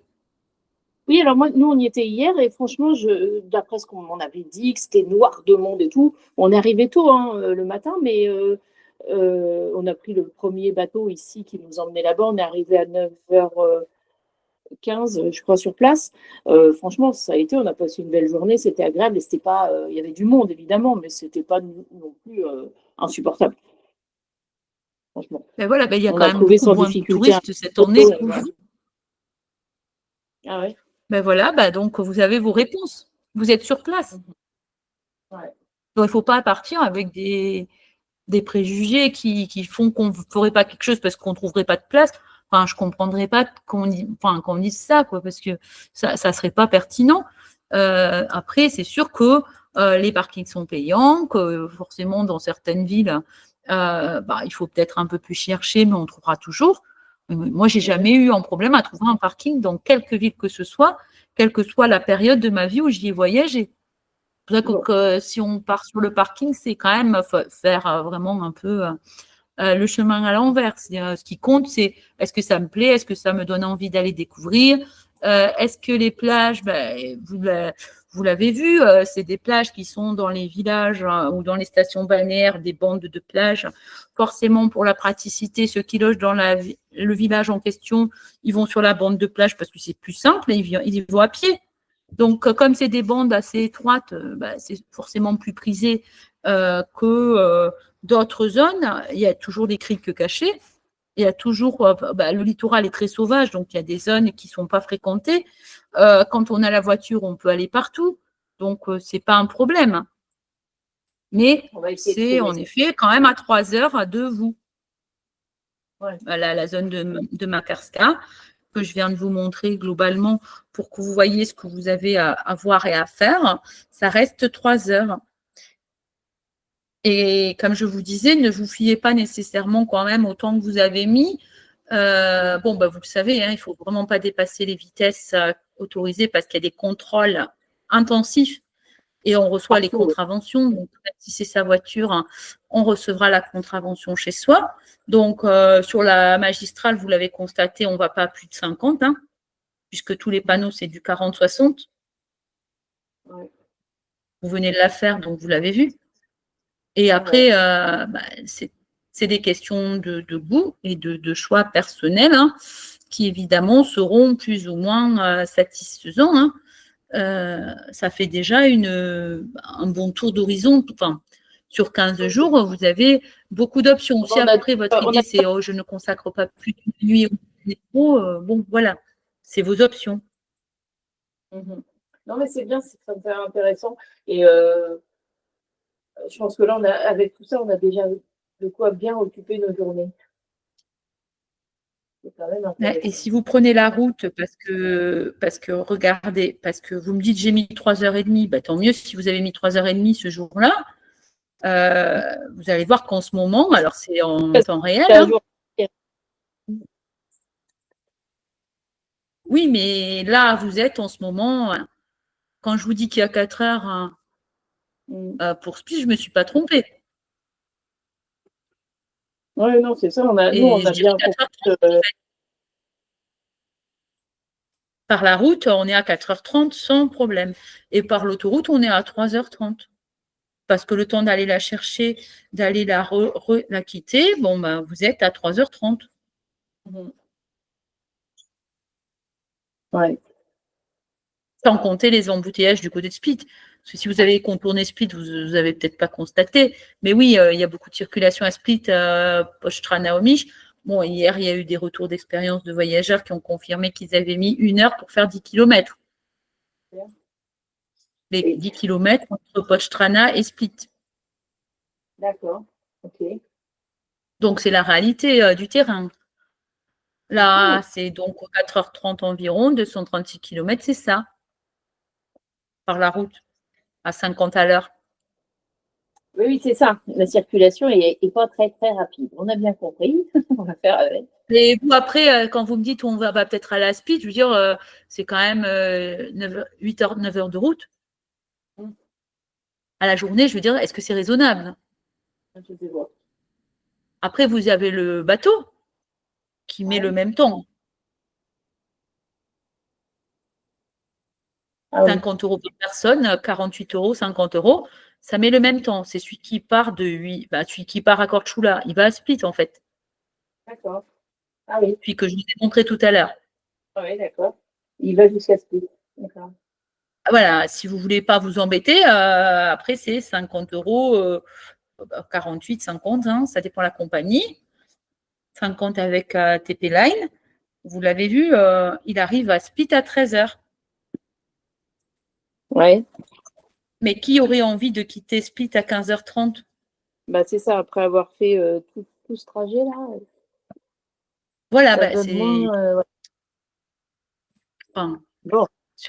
sur un plan de réalisme, Split me semble assez loin pour ne pas être une destination très pertinente à la journée. Maintenant, rien n'empêche évidemment un voyageur qui aurait envie d'aller absolument voir Split de partir à 7h du matin, d'arriver donc à Split vers 10h30, 11h et de se dire ok, je rentrerai tard, tant pis. Voilà, vous quittez Split vers 18h, Non, mais je pense qu'en 19h. fait, il y a une autre chose, c'est que quand on repart d'ici, on prend le bateau à Split pour aller à Ancône en Italie. Et donc, je pense que c'est ce jour-là qu'on va faire un tour de Split. Ça va être bien. D'accord, à ce moment-là, ça règle la Ça, question. ouais, Ça en vous fait, enlève on ne va pas se l'option de... prendre un aller-retour alors qu'on y va de toute façon le 19 pour prendre le bateau à 19h. Donc, on aura le temps de faire un tour de la ville si on quitte notre hôtel de Saftat à même 10h, on arrive à 13h, on a 3-4 heures sur place. Ça sera à peu près la même chose que si on faisait un aller-retour. Non. Les bateaux d'Ancône, vous savez, hein, il faut il faut arriver très, très en avance. Il nous demande d'arriver à 17h30. Ah oui, oui, il vous demande d'arriver, mais vous verrez que, compte tenu de l'organisation, il faut arriver vraiment à l'avance. Ah oui? Toujours pour l'Ancône. D'accord. C'est même un peu les galères des liaisons internationales. Donc, après, il vous demande d'arriver, c'est une chose, mais vous devez prévoir d'arriver vraiment à l'heure. Vraiment très, très en avance. D'accord. Après, voilà, vous laissez votre voiture évidemment dans la queue, vous pouvez aller visiter peut-être Split. Ça ne vous laissera pas beaucoup de temps. C'est-à-dire qu'il ne faut pas, ou vous partez très tôt et vous assumez que vous avez du temps pour Split, soit vous ne verrez pas grand-chose, non? Parce que l'organisation pour les ferries internationaux, c'est encore plus galère que les nationaux. Nationaux, c'est pas problème, hein, mais les internationaux, chaque année, c'est un peu la même histoire. Hein. C'est vrai qu'il y a quand même une liaison qui est très embouteillée parce que tous ceux qui font ce choix-là, en fait, donc ça suppose d'arriver vraiment bien à l'avance. D'accord. 2 heures avant, pour vous, c'est trop tard. Vous partez à 19h30, il faut vraiment arriver vers 16h30. Ah ouais. D'accord. Parce qu'en fait, c'est une liaison qui est un peu chaotique, comme toutes les internationales à la Croatie de l'Adriatique. Là. Donc, en fait, on sait qu'il faut vraiment arriver bien à l'avance pour être sûr que tout va bien. Ce qui est pénible, c'est que ça fait quand même beaucoup d'attentes pour rien. Donc, comme on est arrivé très à l'avance, on a bien anticipé tout ça. on peut essentiellement aller se balader aux abords, parce que le port est à côté de la vieille ville. Mais si vous me dites on part à 10h, vous n'aurez pas le temps mécanique de rien visiter à Split. Que le temps déjà d'y arriver, vous prenez l'autoroute, ça fait 3h30. Si vous arrivez à 13h30, ça vous laisse le temps de rien voir. Ça, vous ne comptez pas vos embouteillages éventuels. Vous ne savez pas ce qui va vous arriver sur la route. Quand vous devez partir sur des itinéraires comme ça, vous devez être vraiment prévoyant pour imaginer que dans des bonnes conditions, vous allez vraiment, tout va bien se passer. Il faut quand même l'anticiper. C'est-à-dire que pour visiter Split, il faut du temps. Oui, enfin après, oui, mais d'un autre côté, si on fait un aller-retour depuis Saftat, on n'a pas de temps non plus. Donc en fait, j'ai l'impression qu'ici, rester à Saftat, on ne peut rien faire. Donc, il y a un moment, non, mais c'est pas. Après, voilà. C'est du réalisme, c'est-à-dire que si vous voulez, la fréquentation touristique est ce qu'elle est. Elle n'est pas dérangeante, vous voyez bien, puisque vous avez réussi à visiter Dubrovnik dans des bonnes conditions.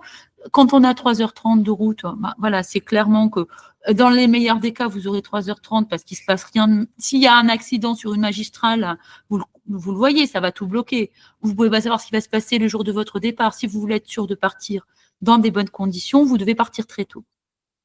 Après, si vous pouvez très bien faire le rythme qui… Mais pourquoi je le dis? Parce qu'il y a quelques jours, quelqu'un est parti de Makarska, il y a eu un accident sur la magistrale, il y a eu 2 heures de bouchon, parce qu'une fois qu'il y a un accident sur la magistrale, quoi qu'on en dise, c'est bloqué. Ah oui, de toute façon, ils n'ont qu'une route utile. Ah oui. Donc, là, pas les Croates prennent la magistrale parce qu'ils n'ont pas les moyens de payer l'autoroute. Les touristes, peut-être, ils considèrent que l'autoroute, c'est évident pour eux. Les Croates, c'est pas trop leur logique, sauf ceux de Zagreb qui ont l'habitude parce que c'est plus simple pour rejoindre la mer. Mais sinon, si vous voulez, les Croates, ils utilisent la route. Ouais. Route intérieure ou là. Donc après, une fois qu'on a dit ça, la magistrale, c'est très fréquenté. Il peut s'y passer n'importe quoi. Le moindre accident, c'est un ralentissement. Et qui dit un ralentissement, selon la gravité de l'accident, dit que vous allez avoir du temps de blocage. Donc, pour être sûr d'arriver dans les temps, si vous voulez vraiment visiter Split, par exemple, les bonnes conditions, c'est de partir très tôt. Ce qui n'est pas un problème pour vous, vous m'avez dit que vous partiez très tôt, c'était pas dérangeant. Et à ce moment-là, vous pouvez caser une visite de Split à peu près acceptable de 3 heures dans le centre historique, manger sans problème aux abords du port et prendre la voiture, la mettre dans la file d'attente pour avoir votre ferry et donc tout rentre bien. Mais ça signifie qu'on ne part pas à 10 heures. Non, c'est pas. Parce que sinon, on n'a pas anticipé. On ne peut pas visiter. Si vous voulez visiter Split, après, si vous dites, finalement, Split, c'est pas si important, je l'ai pas vu, c'est pas grave. Mais si vous voulez visiter Split, par exemple, les bonnes conditions, c'est départ 7-8 heures, arriver donc vers 11 heures à Split, dans le meilleur des cas, à 11h, 11h30, c'est déjà pas tôt. Visiter donc Split entre les 12 heures et 16 heures, et rejoindre le port pour être aux abords du port pour que votre voiture soit dans la file pour Ancon. Oui. Donc, c'est des conditions. Vous voyez, ça vous a laissé 4 heures de visite à manger sans problème au resto, faire vos dernières impressions du côté de Split. C'est confortable. Oui, c'est faisable. Comme ça, c'est pas mal. Après, si vous voulez partir à 10 heures, vous arriverez donc vers 14 heures. Vous aurez 1 heure ou 2 heures de visite de Split, ce qui peut vous suffire si ça ne vous intéresse pas plus que ça. Et après, vous rejoignez la file parce que minimum vers 17 heures, il faut franchement avoir pris la file et attendre. Ah, alors, où on la pose, la voiture. Ils mettent du temps à embarquer les voitures? Mais en fait, le problème, c'est que tel que l'organisation du port se fait, dans la mesure où c'est un très gros port, où il y a tous les départs, tout le monde s'agglutine au même endroit. D'accord. Okay. Et en fait, les files se forment, et en fait, ça prend de la place et du temps. Et forcément, il y a une organisation qui fait que normalement, les départs internationaux sont dans une zone, les départs nationaux sont dans une, les catamarans sont à côté, mais en fait, tout est côte à côte. D'accord. Donc, forcément, il faut s'organiser. Parce qu'on est déjà habitué à prendre des ferries, par exemple, pour aller en Corse, ça se passe plutôt pas mal, quoi. Mais ça doit être une autre organisation. Mais en Croatie aussi, ça se passe bien, puisque sinon, ça ne fonctionnerait pas. Mais il faut juste, ils vous demandent d'arriver à 17h30 alors que vous partez à 19h30, c'est pour une raison. Ouais. Non, mais nous, on avait prévu ça. Donc, mais bon, si vous me dites que c'est encore trop tard, on prendra un peu ça en compte. Mais Bah, voilà. c'est-à-dire que si vous y êtes à 16h30, 17h, c'est toujours plus confortable dans la mesure où, comme la ville est à côté, ça ne suppose pas trop d'efforts d'être dans la file. Une fois que vous êtes dans la file, j'allais dire, si vous êtes les premiers, vous êtes le premier à bord. D'accord. Et on peut laisser la voiture et dans la file et on s'en va et on laisse la voiture là. Oui, Ah oui. c'est ce Ouais, que ça, font c'est intéressant. certains. Ouais. Comme D'accord. ça, on a anticipé, on s'est positionné, on est sûr d'être partant. Ben, vous verrez qu'il y en a qui le font bien avant. Ah oui. D'accord. Comme ça, c'est assez clair. Et à partir de là, c'est sûr que vous êtes sûr que tout rentre dans votre journée. Vous avez bien anticipé tout ce que vous pouvez croiser sur la route et votre journée vous permet de visiter Split. Ouais, c'est pas mal. À pied, ça ne se pose pas problème. Tout est concentré autour de la cathédrale, le mausolée, les rues adjacentes, la riva. Et donc, le port est à 500 mètres de là. Donc, a priori, ça vous permet d'avoir plus de confort pour visiter Split. D'accord. Oh, c'est intéressant. Je vous donne le conseil parce que si vous voulez vraiment visiter Split, c'est plutôt dans ces conditions-là qu'il faut l'envisager que, oui, de partir vers 10 heures, par exemple. Ça ne vous laissera pas techniquement le temps de vraiment ni de visiter, ni même d'avoir un aperçu, si ce n'est à partir du moment où vous n'avez pas d'attente et que vous ne voulez pas voir quoi que ce soit, si ce n'est, tiens, je fais la cathédrale et l'arrivée en photo et puis c'est bon. Mais si vous voulez un peu visiter, il faut quand même respecter des temps de visite, donc de 3 heures, on ne les enlève pas. Oui, c'est sûr. Je pense que c'est peut-être une option plutôt que d'aller faire un aller-retour depuis Zaptat. Là, ça donne moins. Voilà. Puisqu'on y sera, on sorte d'y être plus tôt et puis voilà, ça sera bien. Mais c'est mieux. Franchement, vu que vous en repartez, de toute façon, c'est assez cohérent de l'intégrer. Comme je vous dis, tout le temps que vous avez utilisé dans vos déplacements à visiter des choses que vous avez sur votre chemin, c'est du temps que vous ne perdez pas à nouveau à refaire le même chemin pour revenir vers le même endroit. D'où le conseil que je vous ai donné pour Stone.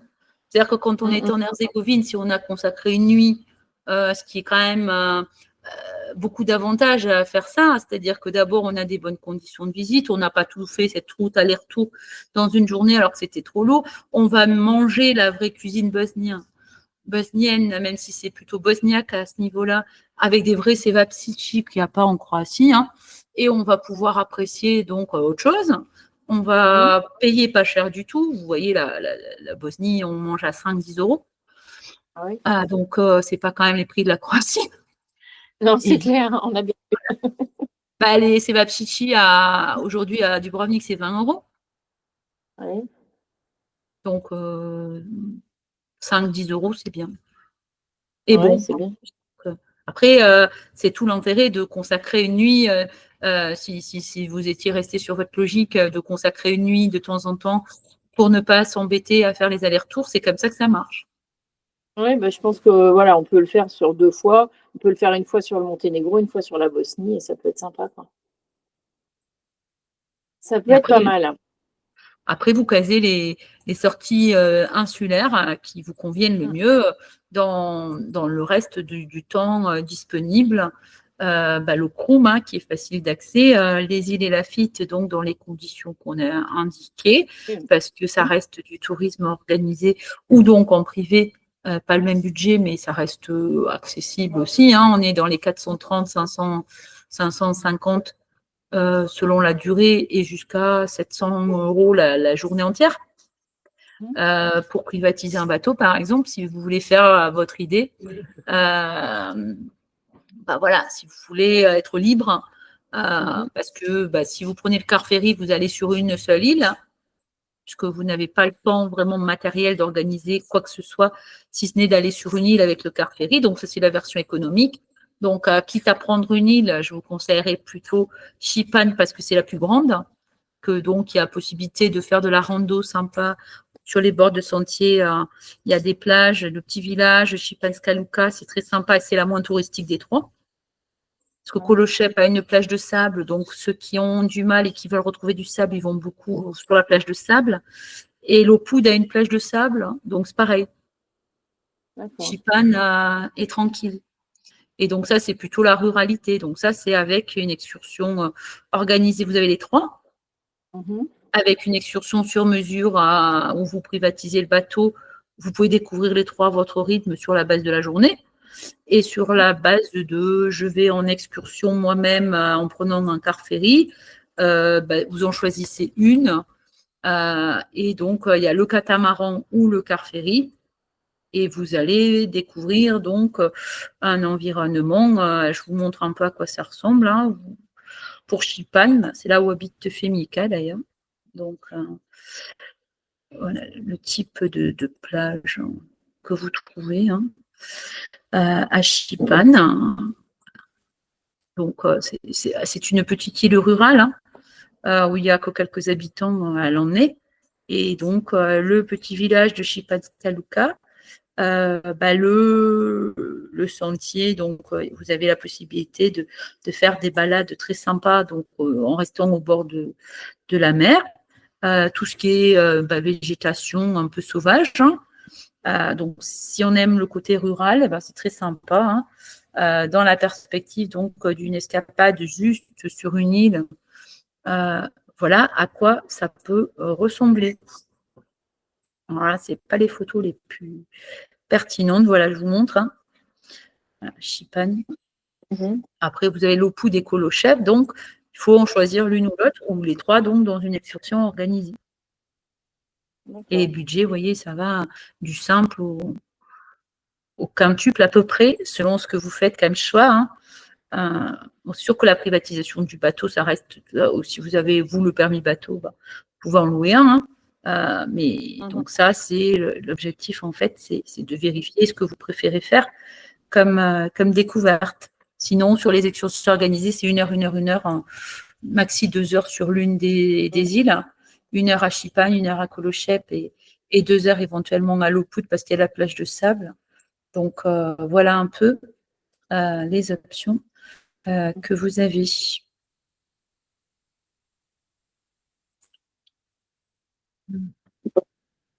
Bon, je pense qu'on va. Après, c'est très sympa. Hein. Donc, vous pouvez éventuellement aller sur l'une, aller sur l'autre. Je veux dire, en car ferry, par exemple, c'est pas cher. Ah oui, c'est ce que j'étais en train de regarder en même temps. Le catamaran, il passe que par Šipan.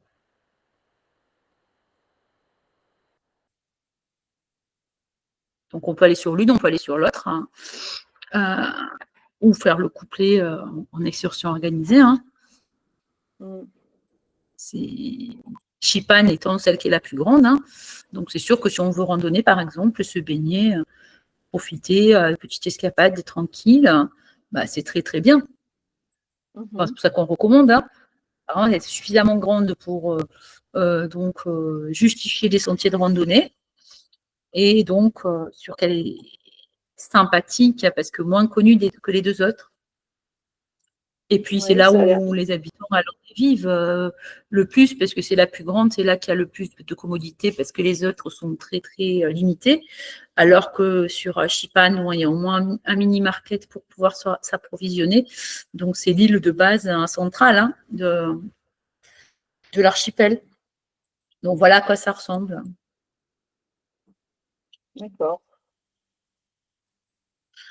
Voilà, je pense qu'on a un peu fait le tour de toutes les options que vous avez. Oui, c'est vrai, là, il y a beaucoup de choses. J'ai noté des choses en passant, c'est très intéressant. Merci beaucoup pour toutes ces infos. Il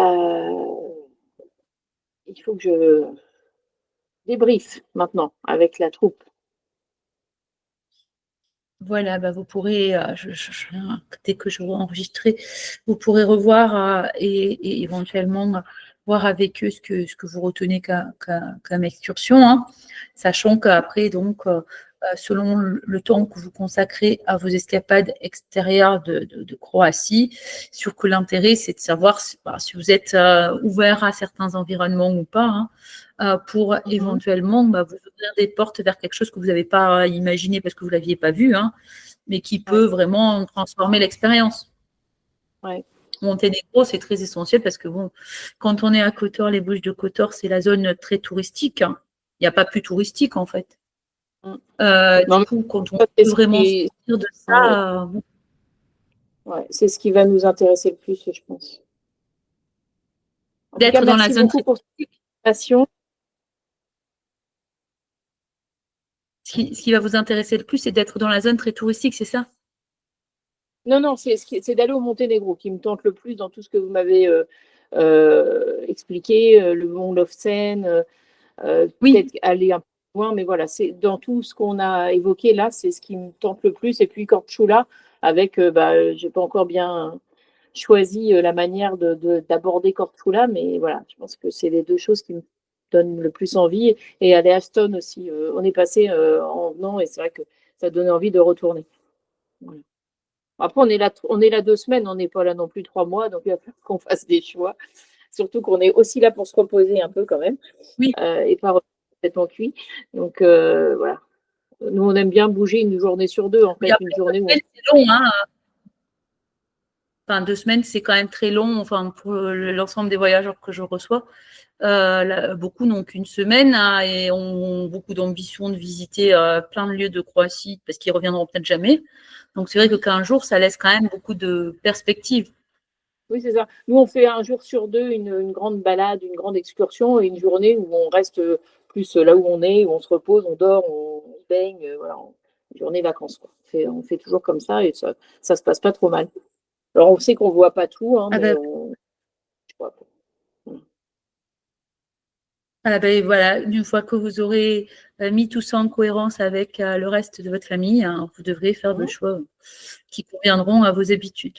Parce qu'après tout, il n'y a que vous qui savez comment vous fonctionnez et qui allez vous orienter. Après, nous, tout ce qu'on peut donner, c'est des informations pratiques et cohérentes par rapport à des projets qui, des fois, ne le sont pas parce que les voyageurs n'ont peut-être pas pris en compte les infos qu'ils auraient dû. Mais c'est tout.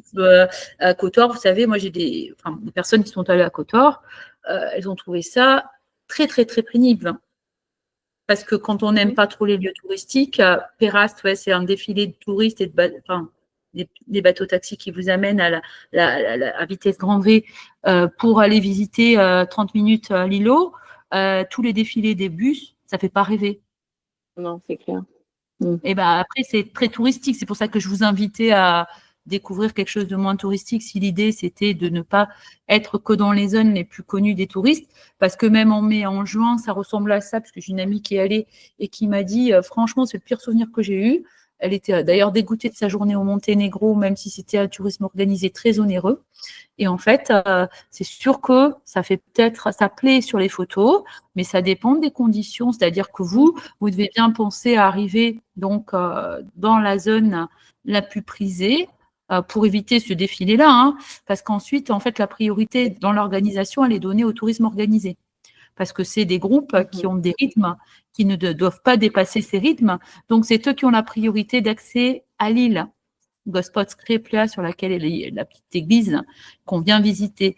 Donc, c'est vrai que quand on est dans cette démarche-là, par exemple, on sait qu'il y a l'importance d'avoir quitté Saftat, par exemple, à partir de 6 heures du matin. C'est qu'on arrive avant que tous ces groupes y soient. Parce qu'ensuite, de 10 heures à 17 heures, c'est non-stop. Un défilé. Les zones de Kotor, par exemple, c'est pareil, vous avez les croisiéristes qui opèrent tout l'été, il y a beaucoup de croisières, donc les croisiéristes, ils débarquent leurs 4000 personnes d'un coup. Donc ça fait des zones avec beaucoup, beaucoup d'affluence à certaines heures. Donc il faut faire en sorte de faire entrer tout ça, donc choisir les jours où les croisiéristes ne fonctionnent pas, pour pouvoir éviter déjà ces afflux massifs qui sont très pénibles, parce qu'ils vont pas de course et puis ils sont très envahissants et ils bloquent les entrées, enfin, c'est pas agréable. Et donc, du côté de Kotor, faut bien faire en sorte de visiter la ville tranquillement. Si vous y logez, vous aurez la ville de nuit. C'est très bien. Vous avez la possibilité de grimper les 1500 marches, qui sont des petites marches. Donc, pour aller au sommet de la forteresse, d'où on voit la baie.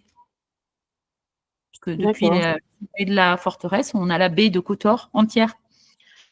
Donc, c'est des petites marches, hein. Il y en a 1500, mais ça ne doit pas être un frein parce que ça reste agréable, hein. Bon, c'est sûr que ça prend du temps, 2 heures environ, on va dire.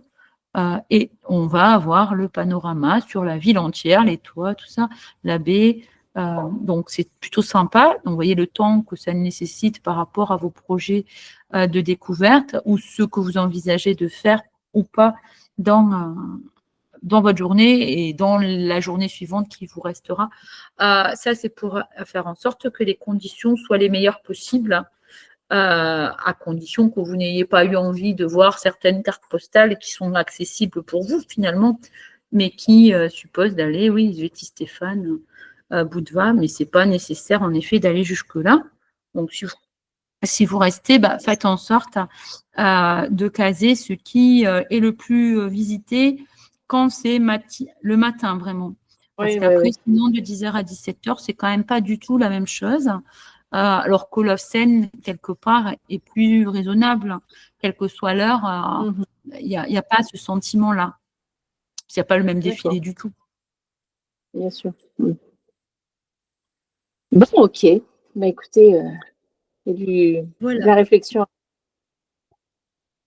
La bonne réflexion. Oui. Par rapport à votre intervention, comment vous êtes rémunéré, par exemple, parce que vous n'en parlez pas sur votre. Moi, j'explique tout sur mon blog. Si. Il y a un article suffisamment long.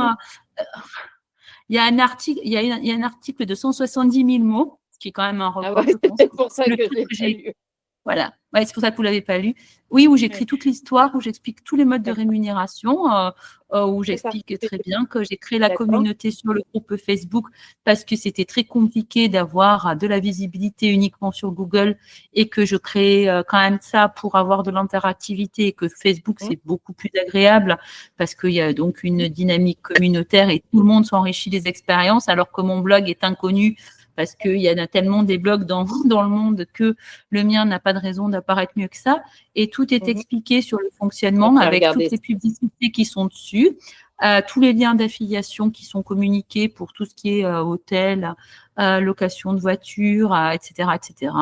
Et donc, tout a été très, très bien expliqué. Je peux vous envoyer le lien en privé, d'ailleurs, pour que vous ayez faire un petit point. Moi, je suis toujours très transparente. Non, c'est tout marqué, en fait. Voilà, c'est tout mon projet d'activité qui a été créé. Voilà, ma question vient du fait que je ne veux pas abuser du temps de quelqu'un sans proposer quand même que voilà. Je suis aussi indépendante et je sais ce que ça fait. Quand les gens viennent me demander des conseils et qu'ils repartent sans demander combien ils doivent, tout simplement. Oui. Il y a rarement quelqu'un me demande combien il me doit après avoir fait des conseils. Je vous avoue que vous êtes la première plus ou moins à me le demander. C'est gentil de vous en soucier. Oui, c'est des conseils qui sont gratuits parce que si je les faisais payer, je pense que peu de personnes paieraient ce que coûte le conseil. Hein, parce qu'un travel planner, il fait payer très cher finalement. C'est des conseils. Ça me paraissait logique de poser la question. C'est juste, voilà, vous n'êtes pas bénévole. C'est bien. Et écoutez, c'est bien de s'interroger sur le fonctionnement, mais c'est vrai que pour la réponse la plus claire, soit c'est en souscrivant à des liens d'affiliation pour des réservations de bateaux, par exemple, tout ça. Vous avez vos hébergements et tout ça, donc c'est pas avec Booking, par exemple. Soit c'est donc en cliquant sur les pubs éventuellement, et quand vous consultez le site, il y a des pubs et tout, ça rapporte selon certains clics et tout. Et après, sinon, je propose aux voyageurs qui utilisent ce service de faire éventuellement des dons s'ils ont été satisfaits du service. Moi, c'est un service que je paie en effet pour le confort, pour pouvoir enregistrer. Donc, Google est payant en fait pour ce genre de service. Et donc, si les personnes ont été satisfaites, elles peuvent faire un don pour remerciement du temps qui a été consacré. Bon, ok, pas de problème. Au moins, voilà. Je m'en occupe près. Et puis, je vais continuer à aller sur le blog aussi, enfin, sur la page Facebook qui renvoie à tout ça. Vraiment, merci d'avoir le temps de Le faire blog, tout c'est mieux hein, parce que c'est mon outil de travail perso. ça. La page Facebook, ça rapporte à Facebook et Mmh. moi rien. Mais D'accord. Le le blog. blog, qui est mon outil de travail personnel que j'ai créé Mmh. pour concentrer toutes les informations et tout, contient toutes les informations sur les Bouches du Kotor, par exemple, sur des idées d'itinéraire au Monténégro pour quelques jours. Et sur sur la communauté Facebook, vous avez beaucoup de podcasts qui ont été faits. Donc, si vous voulez aller regarder, il y en a qui ont été enregistrés, que j'ai essayé peut-être de remonter pour peut-être ça vous donnera des idées pour les voyageurs qui ont fait des 2 jours ou 3 jours au Monténégro, par exemple, et qui ont adoré ça parce qu'ils sont sortis des zones de confort et ils ont trouvé des hébergements authentiques dans le Monténégro central, hein, comme je dis, c'est le vrai, hein, celui où on a l'hospitalité, où on a l'âme du pays, parce qu'on ne l'a pas à Kotor, ça c'est sûr. Ouais, c'est d'aller un peu plus loin pour au moins l'hébergement déjà. À Skadar, hein, c'est la zone où il y a tout ce qui est typique, authentique du pays. Tout est fait maison. Il y a les vins, vous voyez, il y a les Ouais. vignobles au bord du lac. Il y a tous les fermes, tout ce qu'ils font, tout maison. Ça change de ce qu'on mange au bord, enfin sur les restaurants de la zone touristique qui eux ne sont pas du tout, pas recommandables. Voilà, ça Mmh. n'a rien à voir. D'accord. C'est mieux si Et vous pouvez, mais bon, c'est du côté de Skadar. mmh, je vais regarder tout ça. On a encore un peu de temps de tout se je regarde tout ça. Merci beaucoup en tout cas pour, toutes ces informations et bon Et merci courage pour pour votre la sollicitude. à bientôt peut-être. Merci beaucoup. Je vous ferai un D'accord, merci. retour sur ce qu'on a fait. Avec plaisir, c'est toujours super d'avoir les retours justement pour que tout ça soit confirmé. Merci beaucoup. Au revoir. À À bientôt. bientôt, au revoir.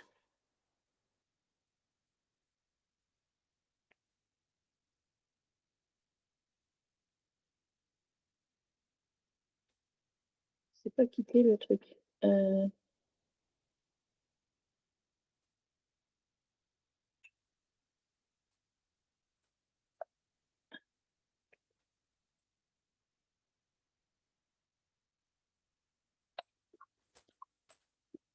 Bon, alors, on est un petit peu excentré de tout, quoi.